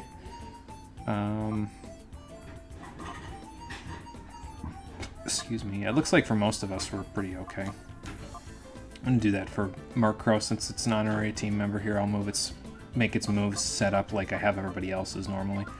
So, alright, let's bring Plusle and Quillfish in. Since they're, well, Quillfish is a lower level now than everybody else, but everybody else is 59, so. Don't you love all this padding from the trainers coming back? No! I wish I could just go get the Pokemon, but, I mean, I guess it makes sense, though, to be fair, because if you could just go get them, it'd kind of be counterintuitive to just put them at the end of all these dungeons, right? Like, then it'd just be like, okay, well, you know, you might as well just have them standing out in a field somewhere, you know, so I can go grab their Pokemon, but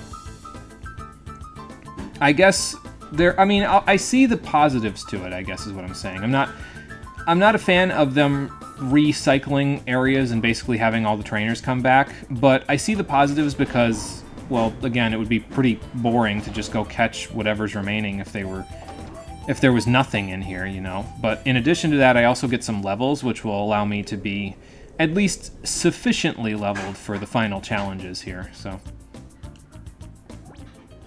You know how that goes. Actually, you know what I think I'm going to do?